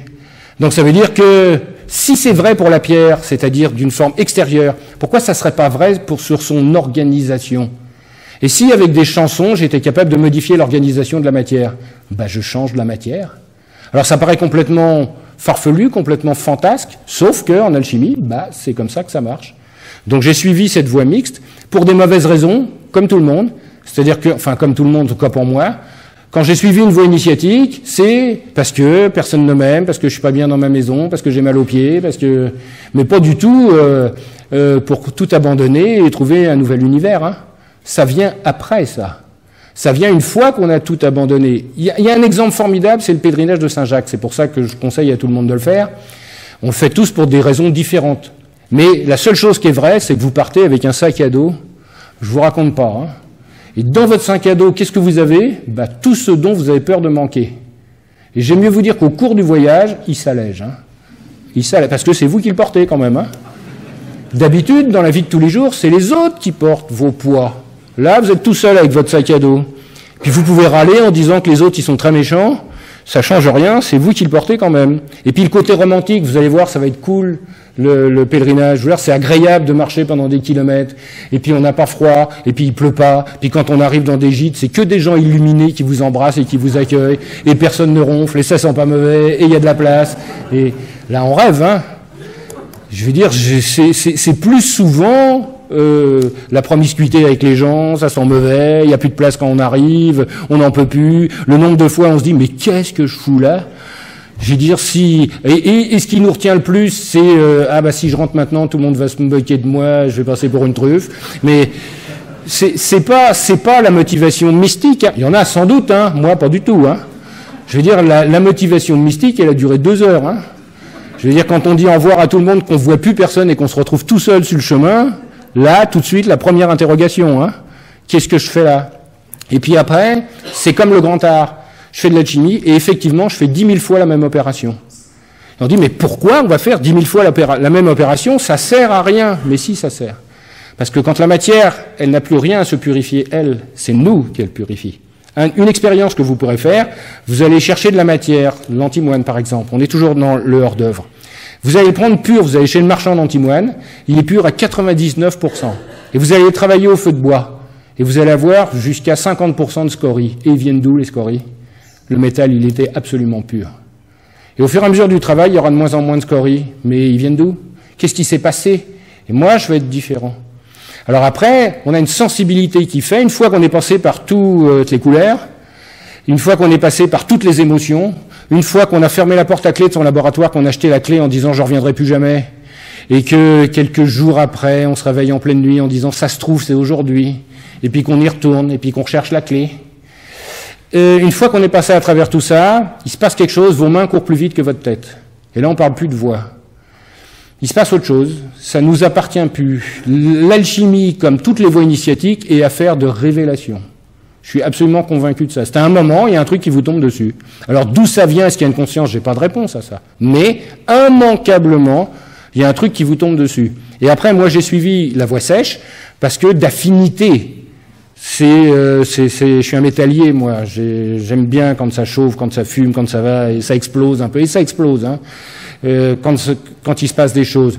Et puis après, à la fin, j'ai suivi la voie brève. Ça veut dire on est capable d'arriver au bout de l'œuvre en 1h30.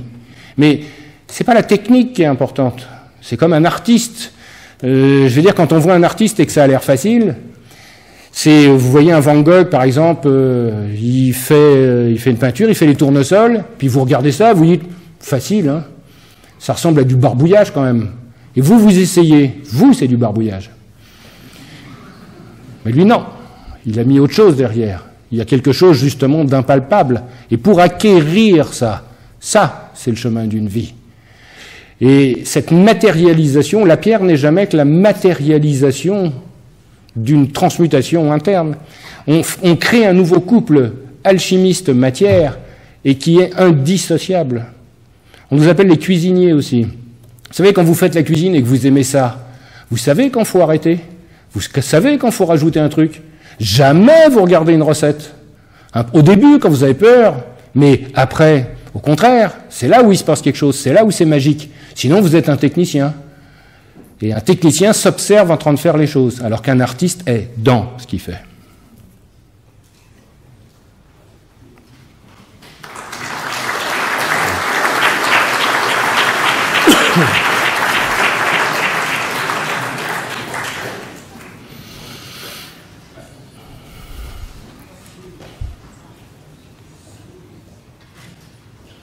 Bonsoir Patrick. Bonsoir. Antoine, ça fait plaisir de te voir en les 3 marches. Merci de nous avoir un peu dévoilé les choses ce soir. Un peu. La question, c'est, si on prend la langue des oiseaux allemande de Franz Stenas, ça nous amène tout de suite vers la pierre et le marteau. Donc, quelle part de libre arbitre par rapport à celle de la destinée dans laquelle est le chemin? Moi, je pense que le bon chemin est celui dans lequel vous êtes heureux. Si vous pensez qu'il est nécessaire d'avoir un dessin, à tous les sens du terme, puisque l'homme a été fait comme une image, et que vous êtes heureux là-dedans, aucun problème. Si vous dites pas du tout, tout est au hasard, aucun problème. Je pense que c'est une démarche, et c'est bien une démarche, puisque le profane marche et l'initié démarche, puisqu'on cherche le point immobile, qui est personnelle. Et ça change, en tout cas pour moi. Moi, je pense que tout est écrit, mais qu'on a le choix dans tout ce qui est écrit. C'est un peu comme une maison avec plein de pièces, mais on a le choix d'aller se promener dans la pièce qu'on veut. Et ce qui est encore plus fort, c'est pas parce qu'on quitte une pièce qu'elle devient vide. Donc à partir de ce moment-là, ça nous emmènerait très loin, le temps n'existe pas. Si le temps n'existe pas, bah, je pourrais revivre des événements. À ce moment-là, quid du futur, quid du destin, puisque je pourrais tourner en boucle autant de fois que nécessaire. Est-ce que le temps ne dépend pas de l'unité de mesure? Est-ce que quand on comptait en lune, c'était différent qu'aujourd'hui, on a tous des... Moi, j'ai pas de montre, mais on est tous avec des chronomètres. Et le temps est partout. Donc le temps nous enferme dans une réalité. Croire en une réalité, c'est aussi un système de croyance. Notre monde est un système de croyance. Cette réalité est un système de croyance. Alors après, on va dire, ouais, mais il n'y a pas de hasard. Si je prends un tapis et que je prends un poil au hasard et que je le tire, ben, il n'est pas au hasard. Parce que sinon, ça ne serait pas un tapis, ça serait un tas de poils. Donc ça veut dire qu'il n'y a sans doute pas de hasard, mais des causes inconnues. Mais ces causes inconnues, est-ce qu'elles sont... pour moi, la réalité, c'est un hasard auquel on s'est habitué. On a mis des règles, et ces règles, maintenant, elles deviennent cohérentes, et on peut répondre à ces règles. Donc vous voyez, je peux vous faire une démonstration dans un sens et dans l'autre, et ça sera aussi convaincant, puisque ça, personnellement, ça me convainc pareil. Alors j'adorerais, mais j'en suis pas encore là, avoir un grand architecte au-dessus de moi, et qui me dit, voilà l'ordre de mission, tu vas faire ça. C'est cool, ça. Parce que ça veut dire à la fois, ah ben c'est génial, je parle par délégation de quelque chose, c'est ce qui est marqué dans les textes, je parlais tout à l'heure du traité de la réintégration de Martinez de Pasquali, où il explique justement les différences entre la création faite par celui qui a la lumière et la création par celui qui l'a pas. C'est-à-dire qu'il y en a un qui va faire quelque chose d'illuminé et l'autre il va faire une coque, finalement. C'est-à-dire quelque chose de vide et qui va être avide. Et s'il y a quelque chose d'avide autour de nous, le seul endroit où il peut prendre la lumière, c'est chez nous. Donc on peut avoir une espèce de concurrence entre des forces vides et des forces pleines. Et la seule quête, et voilà où est la quête de l'alchimie, c'est du vrai cherchant. Pour moi, on le voit avec Michael, celui comme Dieu, c'est pas de trouver la lumière, c'est de pardonner aux ténèbres. Donc de donner une part aux ténèbres. Notre quête est la quête de l'unité, pas seulement celle de la lumière. Alors quand on lit les textes, bah, selon les paroles des dieux, selon les paroles de ceux qui parlent au nom des dieux, on a tout et n'importe quoi. Donc il n'y a pas de réponse. Vous vous rendez compte, l'Éternel qui crée, qui décrée comme ça, l'Éternel qui va tenter sa créature, vous vous rendez compte, il sait tout, il est omniprésent, omnipotent, et pourtant il va envoyer quelqu'un pour tenter Job. L'Éternel, on est dans le jardin d'Éden, il nous colle un arbre devant le nez, alors qu'il sait tout, mais il sait donc qu'on va y toucher, puisqu'il nous l'a collé devant le nez. Et pourtant on le touche. Et après, ils nous disent pas bien, ben, fallait pas le mettre, hein. Il fallait le mettre ailleurs. Donc, on n'y est pour rien. Alors, théologiquement, il y a un truc qui tienne pas. Alors après, il y a d'autres explications. En réalité, si on prend, Réa, Lith, hein, c'est la déesse de la terre. Lith, c'est la pierre. Et la déesse Réa à l'intérieur de la pierre. Donc, la réalité, c'est quelque chose de la concrétisation. C'est sans doute pas ça qui s'est passé, c'est-à-dire qu'il y a eu une création, puis on s'est collé ça sur le dos, parce qu'on ne peut pas imaginer qu'un Dieu fasse des erreurs. Et on imagine que la création est une erreur, mais c'est pas une erreur, c'est une nécessité. Alors après, théologiquement, quand on prend l'arbre de la connaissance, c'est quoi? C'est, avant il y a un arbre qui est l'arbre de vie, quoi que je fasse, je suis heureux. Super. Puis après, l'arbre de la connaissance, c'est maintenant, il faut que j'ai des raisons pour être heureux. C'est pour ça qu'on est chassé du paradis. Parce que maintenant, je suis pas heureux tout le temps. Et puis, l'arbre de l'homme, maintenant, c'est quoi que je fasse, je suis pas heureux. Donc, il va falloir remonter dans l'arbre. Justement, arriver à l'endroit où, quoi que je fasse, je sois heureux. C'est vraiment la paraphrase drôle, c'est si tu as besoin de raison pour être heureux, t'es jamais heureux, mais si tu es heureux sans raison, tu es heureux tout le temps. Et là, elle est notre quête. Mais c'est pas la première fois qu'on raconte cette histoire. Je veux dire, le mot même paradès, le nom du paradis est composé de 4 lettres, et chaque lettre, finalement, c'est un état d'esprit, c'est 4 rabbins, c'est une histoire, 4 rabbins qui arrivent au paradis, et puis le premier il rentre dedans, et puis il essaye de comprendre comment ça marche. Alors évidemment, aucune chance, hein. Il devient fou. Alors, on parle plus. Le deuxième, il rentre à l'intérieur, et il essaye de comprendre pourquoi ça marche. Et là, c'est pareil, il devient fou, on n'en parle plus. Le troisième, il arrive, et lui, il se dit, pourquoi moi ? C'est pourquoi moi au paradis, puis pas les autres. Il devient fou aussi. Et le dernier, il se pose aucune question, il goûte le paradis, il y est toujours. Donc c'est la manière dont nous on perçoit notre monde, et on est sans arrêt entre ça. On est dans la civilisation de la réponse satisfaisante, même si elle est fausse. On se fout finalement que la réponse soit vraie. L'intérêt, c'est qu'elle soit satisfaisante. Mais sauf que les voies initiatiques, ça ne marche pas comme ça. C'est pour ça qu'aussi, c'est des voies où on est, pas des voies où on paraît. Mais dans une civilisation qui est la nôtre, qui est une civilisation de l'image, être, c'est pas du tout facile. Hein. On le voit, je parlais des couples tout à l'heure, quand vous avez quelqu'un qui vous dit « j'aimerais bien que tu changes », vous changez de quelqu'un. Mais oui. Oui, c'est... On ne peut pas changer, on peut trouver le meilleur de ce qu'on est.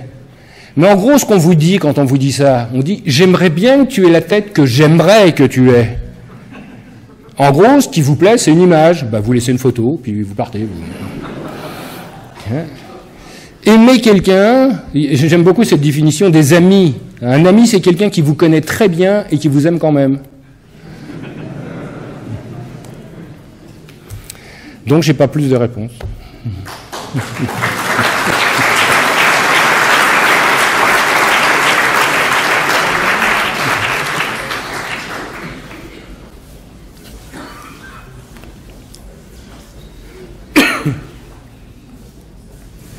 Bonsoir, j'aimerais avoir votre point de vue sur une question que je me pose. La démarche alchimique est-elle essentiellement humaine?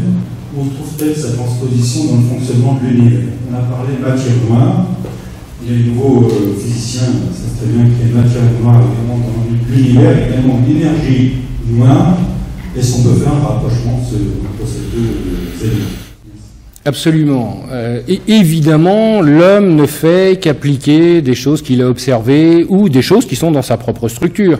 On voit bien le nombre d'or, par exemple. Le nombre d'or, on ne l'a pas inventé. On l'a constaté en coupant une pomme dans le bon sens, en regardant une tomate, en regardant un escargot. Et on s'est dit que finalement, le nombre d'or, c'est quoi? C'est le meilleur rendement. C'est-à-dire, c'est celui qui laisse le mieux passer l'énergie. Donc, il est évident que la nature va, par des essais-erreurs, tomber sur le nombre d'or. On peut dire que même ceux qui survivent, c'est ceux qui ont trouvé la meilleure stratégie. Ce qui me fait rebondir sur la prédétermination, quand on dit « Regardez comme ce monde est merveilleux, il est extraordinaire, ça prouve que Dieu est derrière tout ». Non, c'est les survivants qui sont là. Parce que tous ceux pour qui le monde n'était pas bien fait, ils sont morts. Donc évidemment, tout est à sa place maintenant. Alors, quand on parlait de l'univers, absolument. Déjà, une expérience de transmutation qu'on peut faire avec une poule, pour montrer que la transmutation, la nature utilise ça. Déjà, les étoiles, transmutation radiochimique. On parle d'hydrogène pour faire de l'hélium et tous les éléments. C'est une espèce d'immense forge cosmique qui, par compression, va réussir à faire différents matériaux. Donc, ça fonctionne déjà dans la lumière. Prenez une poule. Vous la sevrez de calcium. Donc évidemment, quand elle va faire des œufs après, les coquilles vont être molles. Qu'est-ce qu'on fait? On la lâche dans la nature. Et qu'est-ce qu'elle va faire? Elle va picorer des cailloux. Et après, elle fait des coquilles normales. Oui, mais ça se peut pas. Parce que les cailloux qu'elle a picorés, c'est de la silice. En aucun cas, c'est du calcium. Et les coquilles qu'elle a fait, c'est du calcium. Il vient d'où le calcium? Donc ça voudrait dire qu'elle a transmuté un élément à un autre, qu'elle a picoré de la silice et qu'elle a fait du calcium. En tout cas, on ne sait pas comment, on constate juste que ça marche et qu'elle prend de la silice. Alors si maintenant je prends l'univers, on n'appelle pas ça comme ça, et c'est très drôle que les physiciens appellent ça la matière noire, parce que nous on appelle ça la lumière. Il se passe plusieurs choses. Pour nous, la lumière, cette vraie lumière, court après la matière. Si je reprends l'histoire de la bulle, il y a une bulle de matière, en réalité il n'y a pas qu'une bulle, il y en a plusieurs, sans doute une infinité d'univers, et qu'à l'extérieur il y a ce qu'on appelle la lumière. Et vous remarquerez quelque chose d'intéressant, c'est que les bulles peuvent être séparées les unes des autres, alors que l'extérieur fait toujours un. C'est comme des bulles dans un océan. Donc la lumière sera plus proche de l'unité que la matière. On peut constater une chose, c'est qu'en périphérie de la matière, la lumière va appuyer. Donc elle va créer une surpression. Et cette surpression, on va appeler ça la matière noire. C'est plus de la lumière, mais c'est pas encore de la matière. Et on peut imaginer que si on continue à comprimer cette lumière, ça va finir par être de la matière. Alors on constate un autre phénomène aussi. C'est que contrairement à ce qu'on a imaginé quand on imaginait le Big Bang, on imagine qu'il y a un point unique qui explose, la matière se crée, une énergie cinétique du point d'origine démarre, et que tout s'éloigne les uns des autres. Formidable. Mais au bout d'un moment, cette énergie, elle se dissipe, obligatoirement. Donc l'univers, il devrait ralentir, et par la loi de gravitation universelle inventée par un alchimiste qui est Newton, tous les corps s'attirent et il devrait y avoir un Big Crunch. C'est faux. il accélère, et les galaxies, non seulement ça accélère, mais elles s'éloignent les unes des autres. Donc ça veut dire que si elles s'éloignent les unes des autres, c'est qu'elles sont sur une paroi. Si vous prenez un ballon, vous mettez des points dessus et que vous gonflez, vous allez vous rendre compte que les points ils s'éloignent du centre, mais qu'ils s'éloignent aussi les uns des autres. Mais ça, c'est vrai s'il y a une paroi. S'il n'y a pas de paroi, ils ne s'éloignent pas les uns des autres. Donc ça veut dire que les galaxies sont sur une paroi, donc la peau de la bulle. Et ça veut dire aussi que, comme ça accélère, qu'il y a un truc qui pousse. Et bien ce truc qui pousse, nous on appelle ça la lumière. La lumière, c'est tout ce qui n'a pas été transmuté en matière, qu'on appelle l'énergie noire. La matière noire, c'est ce passage entre les deux, c'est-à-dire cette lumière qui est prête à se transmuter pour faire de la matière. Et enfin, la matière qu'on connaît, c'est le troisième état de la matière. Et on pourrait imaginer que, comme tout accélère, les trous noirs, par exemple, les trous noirs ne sont pas des endroits où toute la matière est attirée, mais sont des endroits où toute la matière est repoussée, un espèce d'évier cosmique. Alors on pourrait imaginer quelque chose, il y a de la lumière partout, il y a des étoiles, ces étoiles sont repoussées, les galaxies sont repoussées, elles sont repoussées à différents endroits, on va avoir une concentration, et dès l'instant que je vais avoir une concentration, ces étoiles elles vont s'effondrer sur elles-mêmes, puisque l'espace entre les noyaux et les électrons va s'écraser. Donc ça veut dire que la matière va se densifier. Ça veut dire que je vais arriver, plus rien ne tourne. Donc je vais avoir que les noyaux. Mais si je continue à appuyer, qu'est-ce qui va se passer? Peut-être que la brique initiale de la matière, c'est du rien qui bouge. C'est peut-être le verbe dont je parlais tout à l'heure, le souffle. Mais si j'écrase ce dernier noyau, il arrête de bouger. Et s'il arrête de bouger, alors il se transmute en lumière, en vraie lumière. Alors peut-être que les trous noirs, c'est des machines à transmuter l'univers en vraie lumière. Alors que les étoiles, c'est le contraire. C'est des machines à fabriquer de la matière. Contrairement à ce qu'on pourrait croire. Et on peut imaginer que notre univers va se terminer, non pas par un Big Crunch, mais par des effondrements à différents endroits. Et quand le dernier trou noir se sera effondré sur lui-même grâce à la pression de la vraie lumière, alors il restera plus que de la lumière, et ça pourra reprendre le nom d'unité.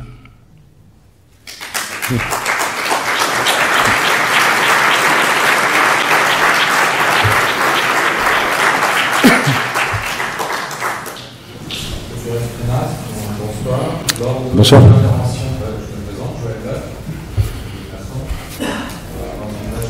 Les teintures génitales, programme de vitesse, c'est un bon terme. Lors de votre dernière intervention, je n'avais pas préparé, je n'avais pas osé poser de questions, j'ai donc préparé quelques questions, j'en aurai 3 à vous poser ce soir. La première, je pense que vous est assez longue. Vous nous confirmez par vos démonstrations que la pratique de la chimie est une bonne initiative, comme celle que nous pouvons exercer dans nos ateliers. Initiative certes, mais différente de la nôtre, puisque la chimiste, seule dans son laboratoire, ou éventuellement accompagnée de son épouse, un féminin, pratique son art science à la fois de manière opérative et spéculative. Alors que nous-mêmes, les maçons, cherchons l'unité uniquement sous la forme spéculative, c'est ce que j'ai compris, au sein d'un groupe afin d'atteindre des égrégores tels que le décrit le livre des Notes. Sans vouloir voiler certains usages de nos rites, les maçons pratiquant le rite écossais ancien et accepté, sachant qu'il était très tôt, et ce, une quelques réflexions en croisant la main, Victor, Riouel, le mercure, le sel, le soufre et le coq, souvent ignoré, ne peuvent en être maintenant convaincus. Que convaincus. En partant de votre magistère, pensez-vous que nous puissions faire correspondre les 3 étapes du grand œuvre, le rédo, l'albédo et l'obédo, le rouge, le noir, le blanc et le rouge, avec les âges que nous obtenons lors de notre parcours maçonnique, soit 3, 5 et 7 ans. Nous pourrions supposer. Comment de plus, dans l'affirmative, pourrions-nous faire correspondre ces âges en complétant le grand œuvre aux petites œuvres, souvent occultées? Le vert, le jaune et le bleu, pourtant essentiels dans les quêtes de la pierre philosophale. Notamment, vous en avez parlé, pour la fade au vert, venant juste après la calcination. Ce spiritus mundi, cet esprit du monde, confirmant à l'alchimiste, par la vision du nom philosophique, qu'il est sur la bonne voie. Ou par l'œuvre jaune, le citrinitas, faisant initialement partie, et ce depuis aussi de la police, c'est lui qui l'a inventé, à l'œuvre complète. En effet, nous aboutissons un peu interloqués à un total de 6 citable. Et nous ne pouvons donc plus affirmer cette correspondance avec les âges des fondations. Sauf, éventuellement, on y rajoutant une phase finale, le violet de la teinture, pour aboutir au chiffre 7, chiffre symbolique par excellence, et dernier de notre âge. Donc, j'avoue lui perdre un peu. Pourriez-vous donc confirmer cette hypothèse et, le cas échéant, vous fournir l'ordre exact de toutes ces phases et celles correspondant à chacun de nos âges? C'était une seule question, ça?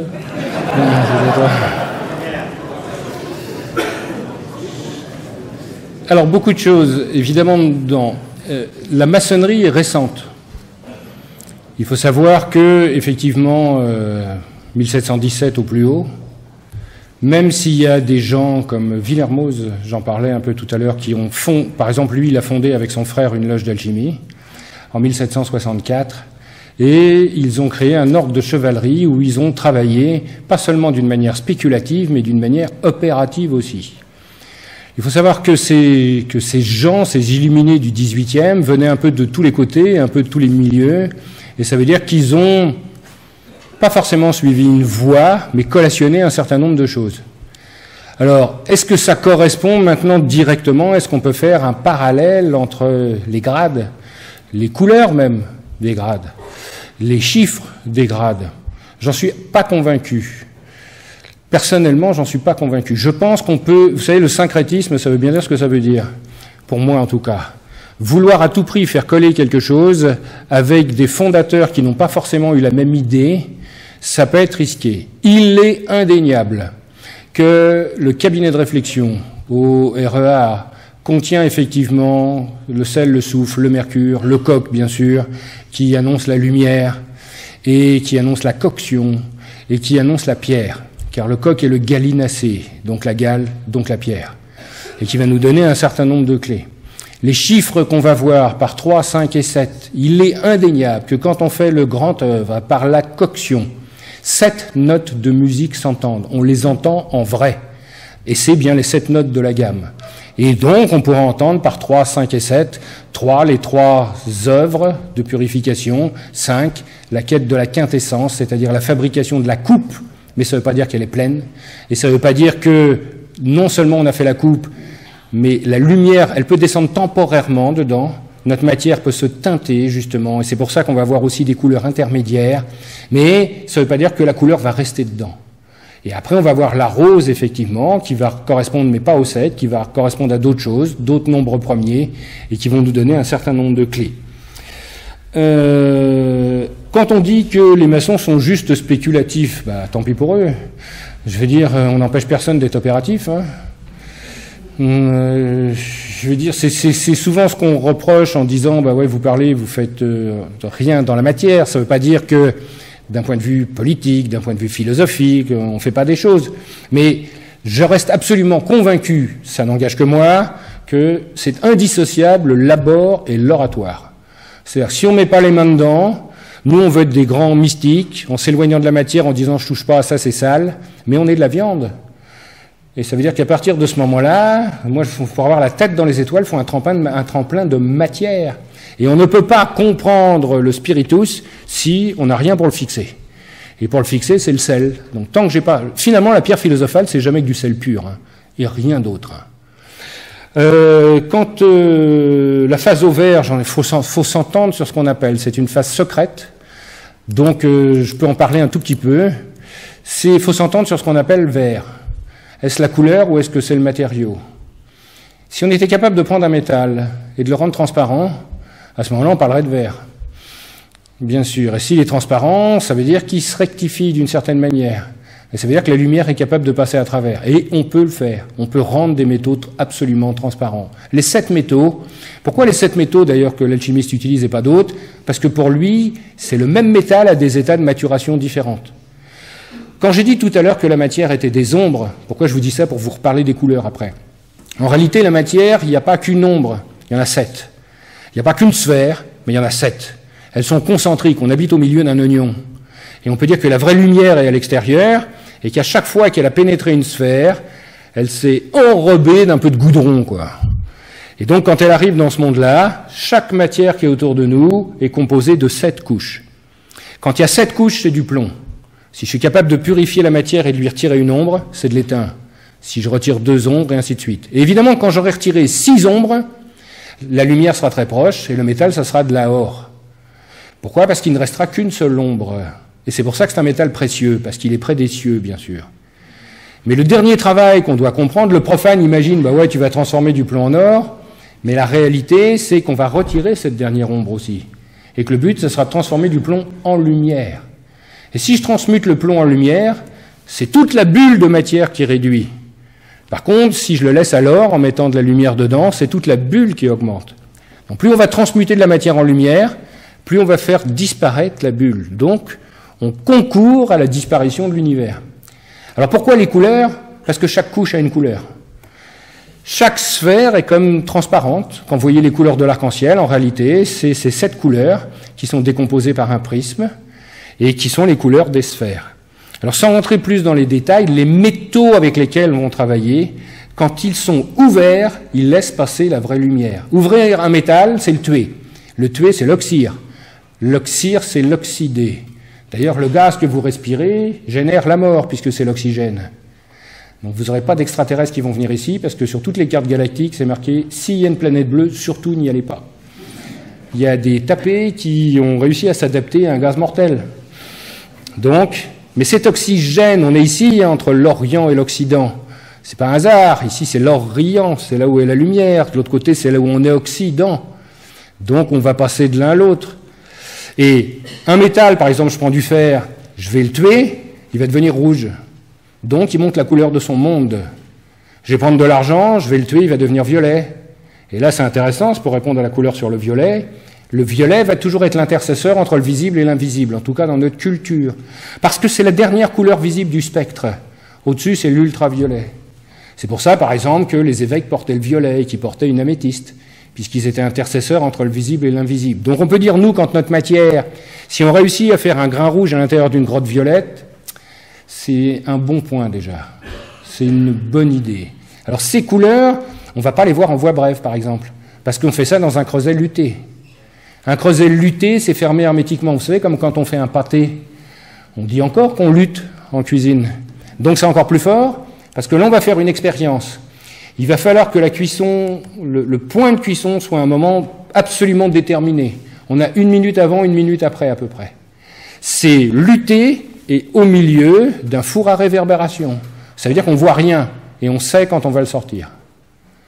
À 1 minute près, c'est foutu. Alors, comme on ne voit pas les couleurs, on va entendre la musique. Et donc, à chaque note va correspondre une musique. Au violet, c'est le do.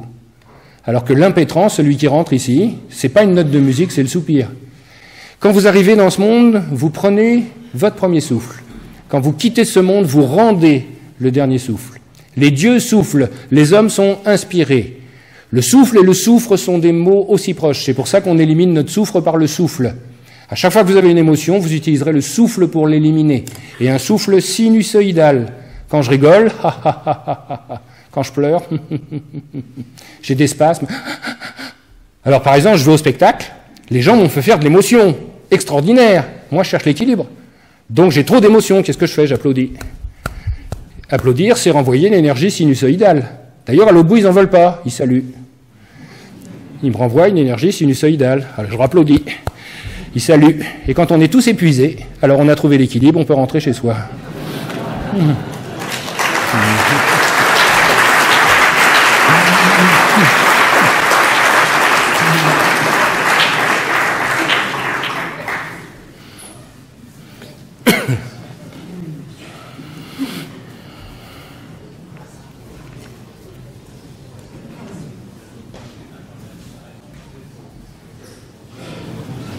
Bonjour. Bonjour. Et encore merci pour cet exposé qui est vraiment, je ne saurais comment le décrire. Mais j'ai une question à poser. Vous avez dit tout de suite que quelque part, quand on ouvre, c'est quand on est fermé. Et en alchimie, quel est le procédé d'ouverture pour le commencement de la transmutation? Oh, c'est bien ça, transmutation. C'est ça. Alors ça dépend si on parle de l'homme ou si on parle de la matière. Je vous rappelle que quand on commence à faire de l'alchimie, on n'a pas la moindre idée de ce qui va se passer. Il faut savoir qu'un alchimiste, il recevait un apprenti, et quand l'apprenti, il avait 4 ans, 5 ans, l'enfant était donné au maître, et c'est lui qui était chargé de son éducation. Et pendant une dizaine d'années, il balayait l'atelier. Il faisait rien d'autre. Il mettait des bûches dans le feu. Il faisait rien d'autre. Mais il voyait le maître faire. Alors évidemment, il y en a qui se rebellaient. Hein. Je vous encourage à regarder un vieux film que vous pouvez trouver sur Internet qui s'appelle La Rose de Paracels. C'est un vieux film, mais qui est très édifiant. Parce que quand l'apprenti se rebelle, il va dire « Mais comment on peut me faire ça à moi ?» Vous vous rendez compte, ça fait des années que je travaille et on m'apprend encore rien. Donc le premier travail de l'ouverture, c'est la perte de l'ego. Et toutes les voies initiatiques, sans exception, conduisent à la perte de l'ego. C'est pour ça que quand on suit une voie initiatique, par exemple chez nous en chassant les glinglins divers et multiples, c'est-à-dire en cherchant la forme plutôt que le fond, eh bien on va à l'encontre de la voie. Quand on transmet quelque chose, on laisse passer la lumière. C'est-à-dire qu'en gros, on ouvre et on laisse passer quelque chose. Un initié, quand il parle, on sait que c'est un initié quand il ne comprend pas ce qu'il dit et que les autres comprennent. Vous êtes témoin de ce que vous dites. Vraiment, réellement. Il y a un vrai phénomène mécanique qui se produit. On a l'impression qu'il y a un léger décalage entre ce qu'on dit, comme si on était dans une pièce plus grande. Il se passe quelque chose, mais qui ne nous appartient pas. Alors évidemment, plus on éclaire, moins on voit la lampe. Et celui qui le fait, c'est-à-dire moi, l'ego va dire « Non, mais c'est moi qui l'ai fait, attends. » Donc c'est à moi qu'il faut dire merci quand même. Et là, évidemment, pof, ça se referme. Et quand ça se referme, j'éclaire plus, je brille. Évidemment, pour briller, il faut que je sois bien poli. Et c'est pas la lumière qui va passer, c'est le regard des autres. Donc je vais avoir besoin du regard des autres. Donc c'est exactement le contraire, c'est mon ego qui va gonfler. Je vais m'épaissir de plus en plus. Je vais être dans la forme et plus du tout dans le fond. Et je transmettrai plus rien. Donc, le premier travail, bon, il y a des maximes. Hein. Nous aussi, on a des maximes. On a un catéchisme, il n'y a pas de raison. Hein. Le premier travail, c'est vraiment la perte de l'ego. Mais ça ne veut pas dire que c'est facile. Hein. Ça ne veut pas dire qu'il veut. Hein. Ça ne veut pas dire qu'on veut. On a notre mental qui est extraordinaire. On l'appelle la petite voix. Et nous, on dit, si tu veux suivre la grande voix, il faut faire taire la petite. C'est celui qui vous dit t'as pas le droit, faut pas faire, c'est pas bien. Vous savez, le jugement, donc on l'écoute pas parce que le jugement. Donc, vous y penserez souvent à ça.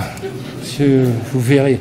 Dès l'instant que vous nuisez à personne, vous faites ce que vous voulez. Et on respecte qu'une seule règle. Si ça rassemble, c'est bien. Si ça fractionne, c'est pas bien. Si vous voulez du bien et du mal. Ça, c'est toujours très relatif. Je mets un coup de fusil à mon voisin, je vais en prison, c'est en temps de guerre, j'ai une médaille. Donc, c'est le même acte. Donc on ne peut pas se baser sur la morale. Elle est trop subjective. Alors le premier travail, c'est je rassemble moi par rapport à moi.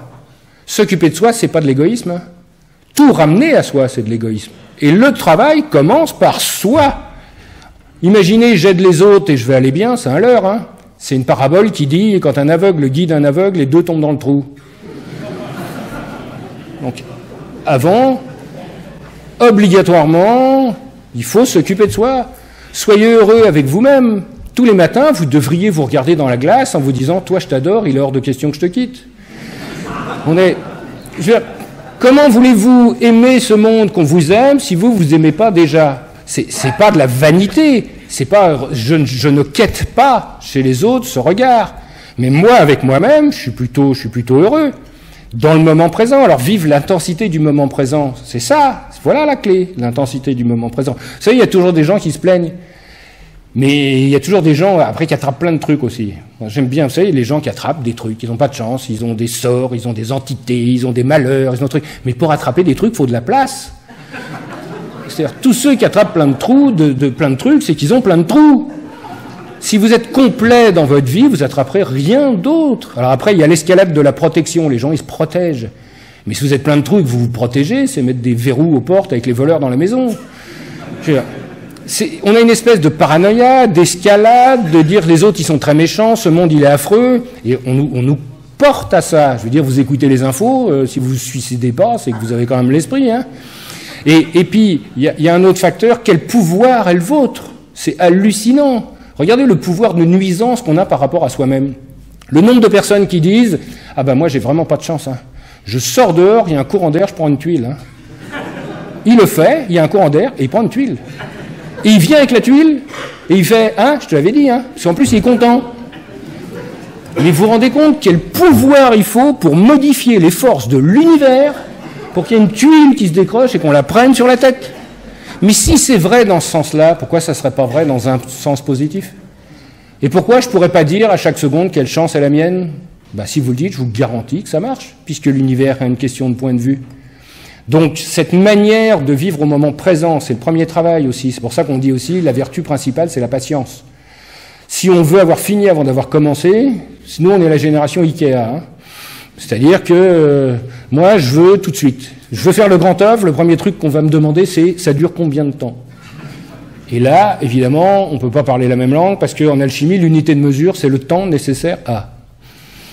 Donc ça dure le temps que ça dure une éternité c'est pas long, hein. C'est juste qu'il n'y a pas de temps dedans. Donc, on n'a pas la moindre idée du temps que ça va durer. Comme nous, on investit, ben, j'investis quelque chose dedans, bon, pendant 3 mois, il doit se passer quelque chose. Il faut qu'il y ait des jalons. Mais non. Et c'est pour ça aussi qu'on fait le pèlerinage. Parce que le pèlerinage est l'enseignement de la notion du temps qui ne passe plus. Vous commencez à marcher en disant, moi, je vais me faire 30 km par jour. Et si vous faites ça jusqu'au bout, vous auriez pu faire ça chez vous sur un tapis, hein. C'était même pas la peine d'y aller, hein. Mais si au bout de quelques jours, vous vous arrêtez quelque part et vous faites « Waouh !» et que vous bougez plus, et que vous restez le temps que vous êtes bien, là, vous avez fait un pas. Et d'ailleurs, à un moment, quand on va passer en Espagne, il y a un village avec des petits vieux qui sont sur un banc, mais c'est toujours les mêmes, hein, depuis la nuit des temps, j'ai l'impression qu'ils n'ont jamais bougé. Hein. Et il y a un arbre, et cet arbre, il est minéral. Et les anciens appellent ça la porte du temps. Et quand on franchit ça, eh bien, on ne mesure plus le temps de la même manière. Et c'est ça qui est essentiel. Le travail de laboratoire, pourquoi croyez-vous qu'on va vous faire faire 10 000 fois la même opération? Au moment où vous dites « j'en ai rien à faire, combien de temps ça va durer, est-ce qu'il va se passer quelque chose, c'est plus important pour moi », là, vous réussissez. Par contre, si vous dites « il faut que je l'aie dans 3 mois », vous n'avez aucune chance. Donc, la transmutation de l'être passe par ce travail excessivement simple qui est l'intensité du moment présent. Cette faculté d'émerveillement. Et ça sera le premier travail qu'on va demander. On appelle ça, et on est bien placé pour le dire ici, la contemplation. Et la contemplation, ça veut juste dire l'ouverture du temple.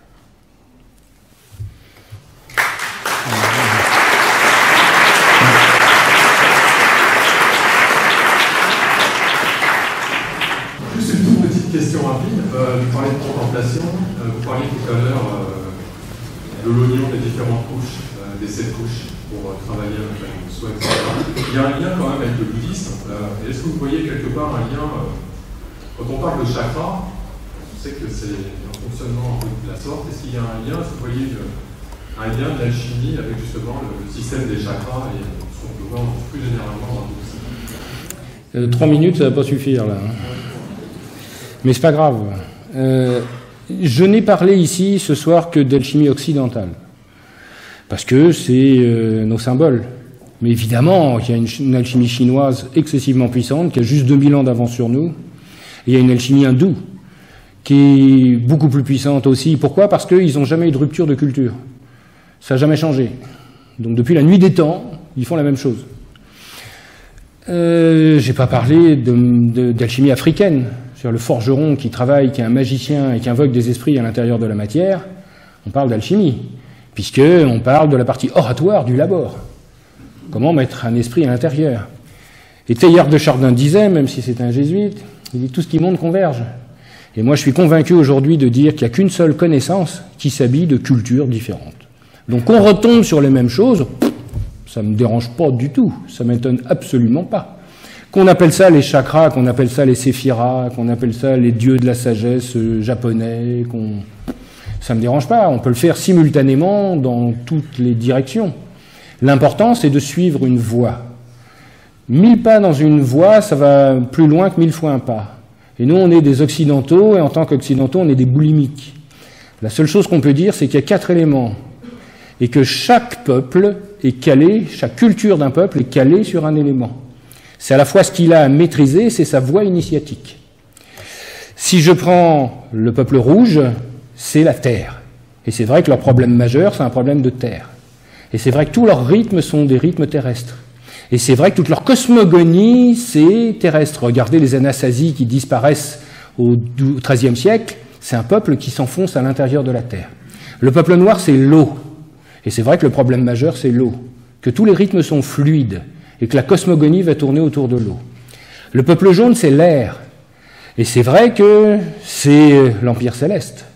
Et si je vous dis la musique japonaise ou chinoise que vous allez entendre, elle est forcément dans les aigus pour vous. Donc on monte. Et le peuple blanc, c'est le feu. Donc nous, il faut que ça pète tout le temps. Il faut qu'on se remplisse tout le temps de quelque chose. C'est pour ça qu'on est des boulimiques. Et c'est pour ça que Dieu le Père se manifeste toujours par des flammes, par des buissons ardents, par des colonnes de feu. Alors que le Fils, on a voulu modérer, on a collé l'eau. On a dit, ça va être plus simple, entre le feu et l'eau, il va se passer quelque chose. Entre parenthèses, c'est pourquoi la coupe, traditionnellement, elle est verte, le Graal, parce qu'elle est faite avec l'émeraude de Lucifer, qui a la connaissance des choses cachées, mais elle est surtout féminine et verte, et dedans on met un sang rouge, masculin et complémentaire. Donc on va avoir sur ces couleurs, que ce soit sur les chakras, les hindous vont travailler sur la voie du cinabre. Il y a deux bornes à notre réalité, et une des bornes, c'est celle du cinabre, c'est-à-dire c'est du mercure, c'est du sulfure de mercure, et c'est là-dessus qu'ils vont travailler. Ils vont réussir à faire du mercure solide à température ambiante, et qui va changer de couleur. Et évidemment, on va l'utiliser en le plaçant à différents endroits du corps, puisque ça va injecter la lumière. Et injecter la vraie lumière à l'intérieur d'un corps, c'est le guérir. Une maladie, c'est une résistance au passage de l'information. Donc si je suis capable de faire rentrer de l'information, je suis plus malade. Et là, on arrive au miracle. Miracle, c'est mirer, mirer, c'est regarde. Et donc que ça soit un miracle, le roi, quand le roi a été sacré, pas quand il était nommé, il porte 7 chasubles des 7 couleurs. Et à chaque partie du sacre, eh bien, on va lui retirer des chasubes jusqu'à ce qu'il reste que la blanche. Et quand il aura la blanche, pour être sûr qu'il a bien reçu la lumière, on va lui dire, maintenant, tu vas me faire un miracle. Et le miracle, ça veut dire que par délégation, j'ai bien reçu la lumière, je suis capable maintenant d'injecter la lumière moi-même. Donc dans toutes les cultures, on va tomber sur la même chose. Je prends la Genèse en hébreu, Bereshit bara Elohim et. Au début, les dieux créèrent et. Et on demande qu'est-ce que c'est que ce et. C'est du Aleph au Tav, de la première à la dernière lettre. Donc au début, les dieux créèrent l'être. On l'entend comme on veut. Est-ce que les lettres, justement, n'ont pas permis de forger l'univers? Alors vous allez dire, mais quel rapport avec l'Inde ou avec le Japon? L'Inde, je veux passer ces 7 sphères, moi. J'arrive devant un bodhisattva. C'est-à-dire, c'est lui, il est aligné, immobile, silencieux, aligné, et il garde la porte. C'est un Saint-Michel local, quoi. Et qu'est-ce qu'il fait? Le premier travail, il va me rectifier. Il a son Vajra, qui représente la foudre, et la foudre, ça foudroie, ça nous rectifie.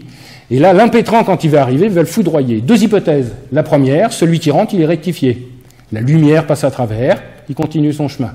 Celui qui n'est pas rectifié, il explose en 7 morceaux. Et évidemment, ces 7 morceaux vont retomber pour faire un écho. Vous allez dans un temple japonais, eh bien, vous avez les 7 dieux de la sagesse. Et devant, vous avez un lion ou un chien à la gueule ouverte, et vous avez un autre chien à la gueule fermée, il fait « ha », de la première à la dernière lettre, comme dans la Genèse.